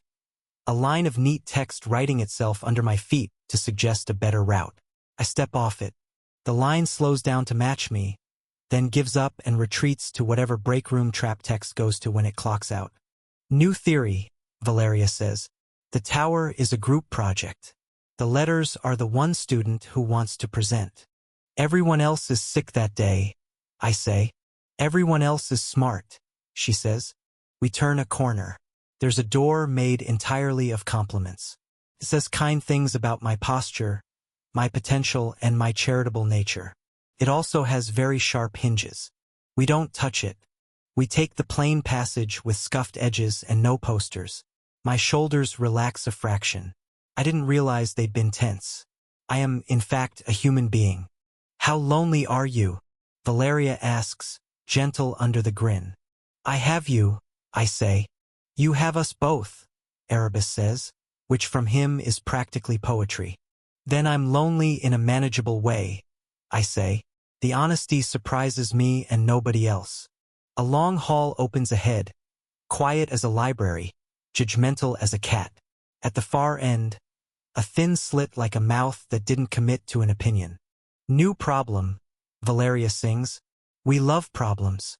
They're just solutions wearing sunglasses. Erebus. Proceed. I check my grip. I check my knees. I check the 4 in, 6 out. I take a step and the floor agrees. We move forward, slowly, small, honest, and very annoying to any curses that prefer grand entrances. Somewhere far behind, at a seam that is no longer mine, a rope lies on the ground. I will miss the tug. I will also survive without it. Both can be true. Onward, Valeria asks. Onward, I say. Proceed, Erebus says. The tower tries a new joke on me. A mirror that isn't a mirror. It looks like a foggy sheet of glass stretched across the far wall. When I raise Valeria and breathe in, a pale outline of me appears in that fog. Just bones and joints, like a chalk drawing that knows my bad habits. When I breathe out, little red dots blink on wherever my body leaks the secret that I'm about to move. That's rude, I tell the wall. Valeria hums bright along my forearm. It's honest. Honesty is the knife you carry inside your pride. Erebus taps once on the pact line. Proceed. Sword unity means blade, body, intent are one thing. It also means every part of the one thing can betray the other two if I get lazy. Posture tells. Ice tell. Ankles write love letters to the floor a half-beat early. The tower is here to make sure I don't keep any of that. I settle my stance, soft knees, hips stacked over ankles, spine not trying to be a flagpole. My right hand finds the hilt like it was born there. My left hand rests on the scabbard mouth. Nothing dramatic. If this gets more boring, the room might fail me out of politeness. Baseline, I say. I look at the fog. The outline looks back. Red dots pulse over my right shoulder, left eyebrow, the ball of my front foot. My own face has called the police on me. Valeria is very helpful. Your eyebrow just confessed to the crime in 3 languages. Thank you, I tell my eyebrow.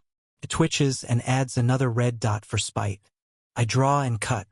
The cut is small, clean, short enough to fit in a broom closet. The mirror keeps its notes.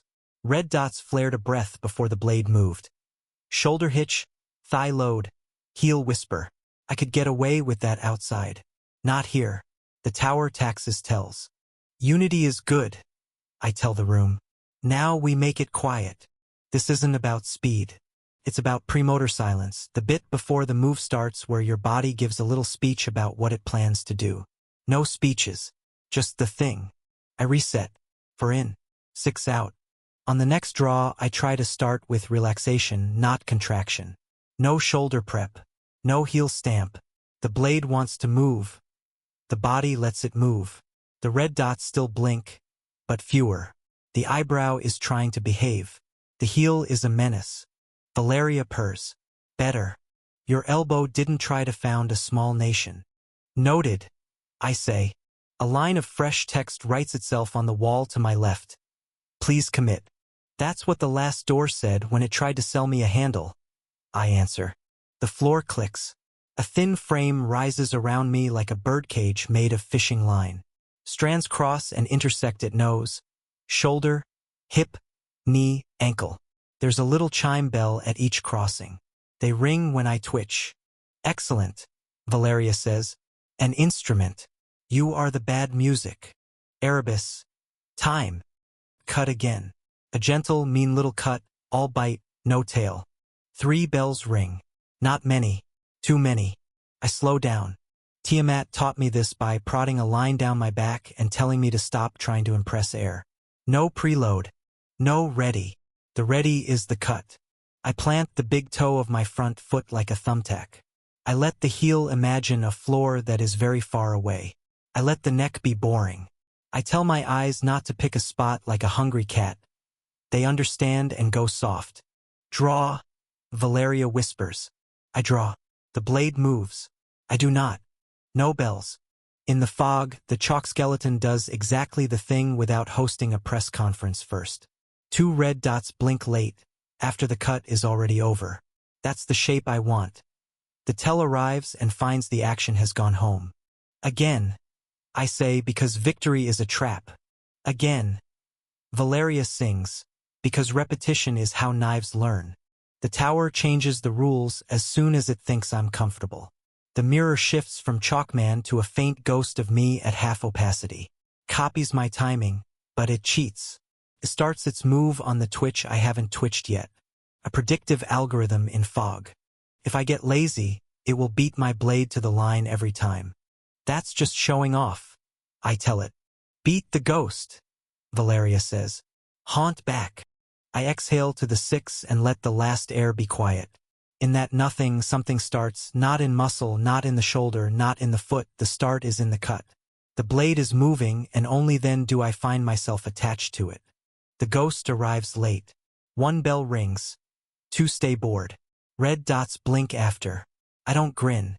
Grinning is a tell, and the mirror would enjoy that too much. Erebus. Again. We do this until the bells are mostly bored and the red dots brighten more out of habit than conviction. The eyebrow still wants attention. It's an ambitious eyebrow. I forgive it and keep working until even it loses interest. Next, I say, because comfort is for beds. The hall answers by tilting the floor 3 degrees to the right. It's enough to make every ankle on earth confess its sins. I accept the tilt and cut on the slope. If the room wants to help me understand where I leak weight, I will graciously accept the tutoring I didn't ask for. 0 tell step on a slope is harder. The body loves to load the downhill foot a blink early. The bells are eager to tell on me. I cheat by being honest. I put the intent in the cut, then move the part of me that can't help but follow. It looks like magic. It's just physics that isn't opinionated. Grip, Arthur. Valeria reminds me. Neutral. Let the forearm talk. The shoulder does not get a microphone. I listen. The handle sits where it always sits. The thumb isn't a hero. The index finger isn't in charge. The blade tracks true because nothing else needs to. The bells stay quiet unless I do something foolish. Breath, Erebus says. 4 in, 6 out. I use the bottom of the outbreath as a small door that doesn't squeak. The start step slips through that door. No one sees it go. The tower watches. It doesn't clap. That's fine. I didn't clap for it earlier, we're even. The wall adds a new toy. A string of faint lights that hang at mid-chest height and drift from left to right across the room at random speeds. If my head tracks them, the bells tattle. If my eyes lock, the floor humps itself into a ridge where I don't want it. Look soft, Valeria says. See everything, pick nothing. I let the lights be lights and blanket the whole room with attention that doesn't have a favorite. Peripheral vision is where sharp things live. The next set of cuts land inside that blanket. The bells act bored. The lights drift, discover I'm not fun, and go elsewhere to annoy someone deserving. Enough, I say, when my forearms start to whisper about being made of meat. The mirror fades. The birdcage melts into the floor. In their place, the tower offers me a little line of text at knee height. Now without the mirror. Ah, Valeria says. The trust fall. Erebus. Proceed. I do the same work without help. Soft eyes, neutral grip, forearm chain, no heel stamp, premotor silence. Cut on the bottom of the breath. The floor doesn't roll me. The walls don't recoil. The ceiling has stopped trying to be a number and has settled for being above me. We rotate through stances. Forward, back, switch, short guard walk, tip quiet, shoulders politely boring. I don't let the left shoulder start a conversation just because the right one had to sit down. Both are equal under the law of no speeches. The tower, annoyed that I'm not being led by the nose, turns the hallway into a thin bridge across a shallow pit of paper. The paper smells like old contracts and small defeats. Every time my foot drives too obviously into the bridge, a sheet lifts and snaps like a disapproving ant. I have many ants, Valeria says when the first sheet scolds me. All of them in my grip. Thank you for the family, I tell her, and make my step less interesting. Zero-tell entries mean my presence fills the next second without announcing which part of me will be there. When I get it wrong, the bridge hums disapproval and the pit flutters like a filing cabinet being opened in a hurry. When I get it right, the bridge feels like a continuation of my shin bone. We take that skill and go smaller. The shortest cut that still matters. Wrist forearm, not shoulder. The blade is the movement. I am allowed to come along. An hour or 10 minutes. Time here is opinionated later. The bridge has accepted that I'm boring. The pit of paper gives up its snapping hobby and lays flat, like a library after closing. I step onto the far lip and the tower gives me a door. The door is not made of praise this time. It's a rectangle of plain wall that decides to stop existing. I look at it, wait, and when it stays boring for 10 consecutive seconds, I allow myself to go through it. Before I do, I take stock. State. Erebus. Recording. Draws and cuts are zero-tell most of the time. Heel no longer writes a letter first. Shoulder has agreed to a lifetime of silence. Eyes can be soft even when the room is annoying. Breath is the only drum I can afford and it keeps time. Unity is intact. The new trick is less, not more. Valeria warms. You are beautifully uninteresting. I'm proud. That sounds like an insult.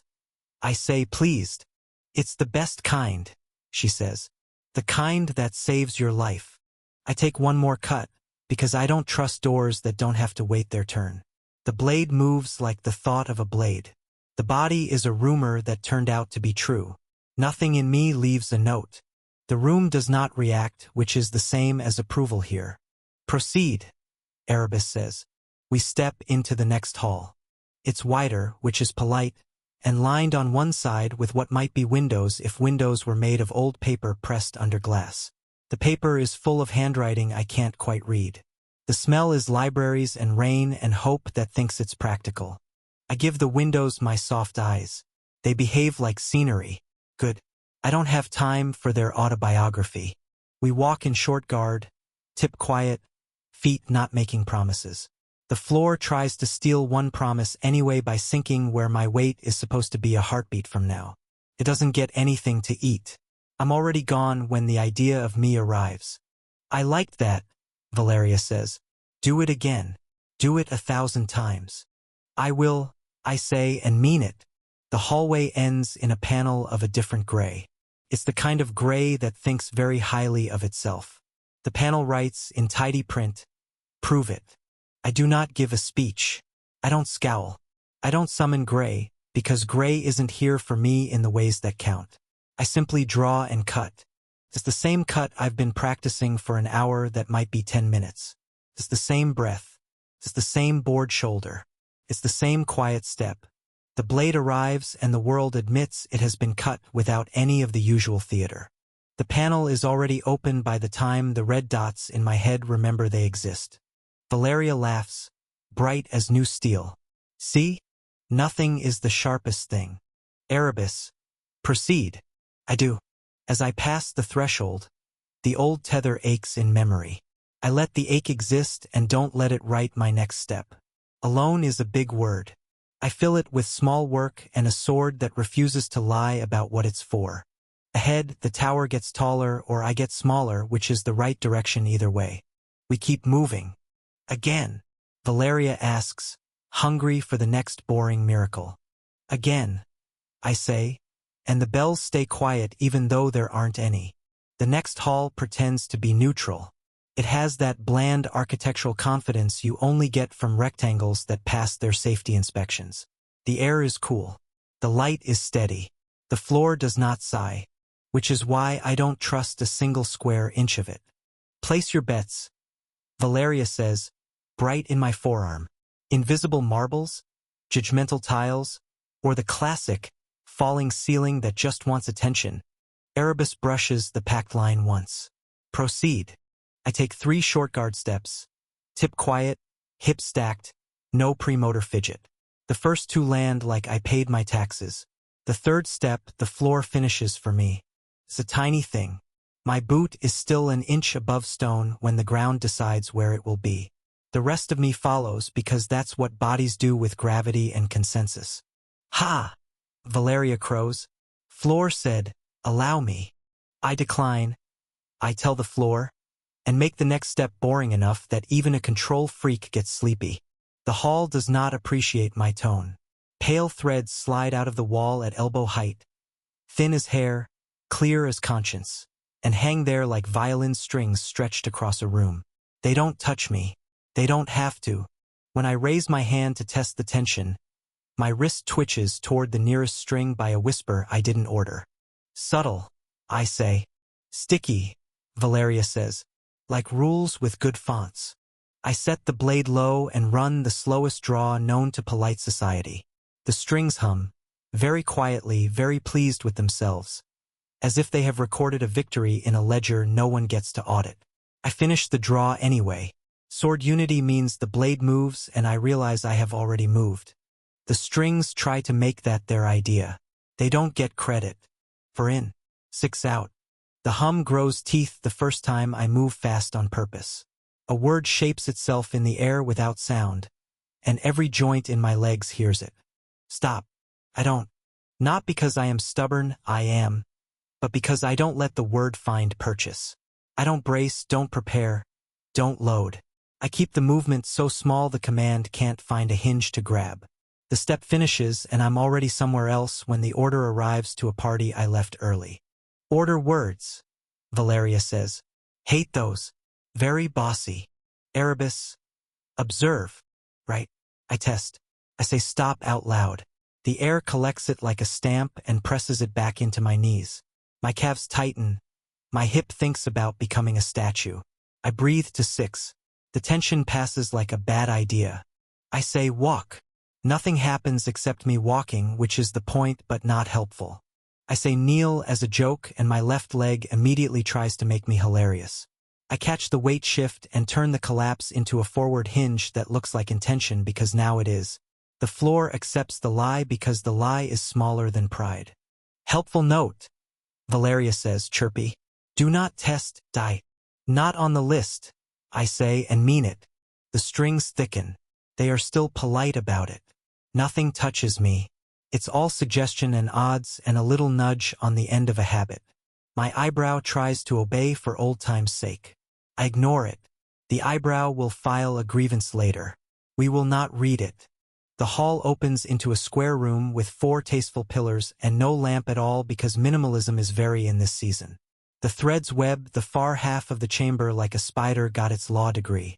In the middle stands a plinth with a plate of frosted glass on top. Angled just so. I can see my outline if I want. I do not want. Words bloom on the glass in neat dinner party script. Please follow instructions. No. Valeria says instantly. Seconded. I say. For a while we do the sensible thing, drills. 0-tell entries across a floor that believes it should get a vote. Silent cuts while a wall tries to suggest my shoulder would enjoy moving first. Breath counted while the room adds a phantom extra beat to tempt me into sync. I do not sink. I keep the drum I own. The glass is patient. It waits 5 minutes by an internal clock that believes in perfection, then prints a single word in larger type. Halt. My spine hears it. My knees hear it. Even my fingers consider it, the traitors. I don't argue. Arguments leak energy. I change the question. I let the blade's motion be the thing and allow the rest of me to remember I have already moved. No bells. No strings tightening. The word sticks to air and peels off with a little disappointed noise. The plate writes another in high praise of variety. Submit. Valeria hisses. Rude. I don't give it the courtesy of a flinch. I am already on the outside line of a pillar, already drifting my weight to a place the command doesn't own. It tries to route through the habit that likes to set the blade lower when I'm not sure. I don't give it a low to push. The blade stays where it needs to be. The body follows the blade. Erebus notes. Dry. Compulsion prefers preload. Then we don't preload, I say, and keep everything that matters starting in the cut, not in the plan. The plate tries down. Then yield. Then on your knees because it's feeling brave. The tone never changes. It isn't threat. It's assumption. The kind that shows up with place cards and a seating chart. And underneath the politeness, something heavier than manners. I try loosen harmony, not big, just enough to keep my ribs mine. The commands hit and slide. Harmony isn't a shield. It's good posture for the inside of a mind. The words want to own the hinge between intent and motion. Good posture leaves the hinge in my hands. The room notices I'm not playing and changes games. Threads go slack in front of me and twang tight behind, like I'm moving through a harp that thinks it runs the orchestra. The plate mirrors my outline and, very faintly, shows a second outline a quarter second ahead of me. The future it's planning.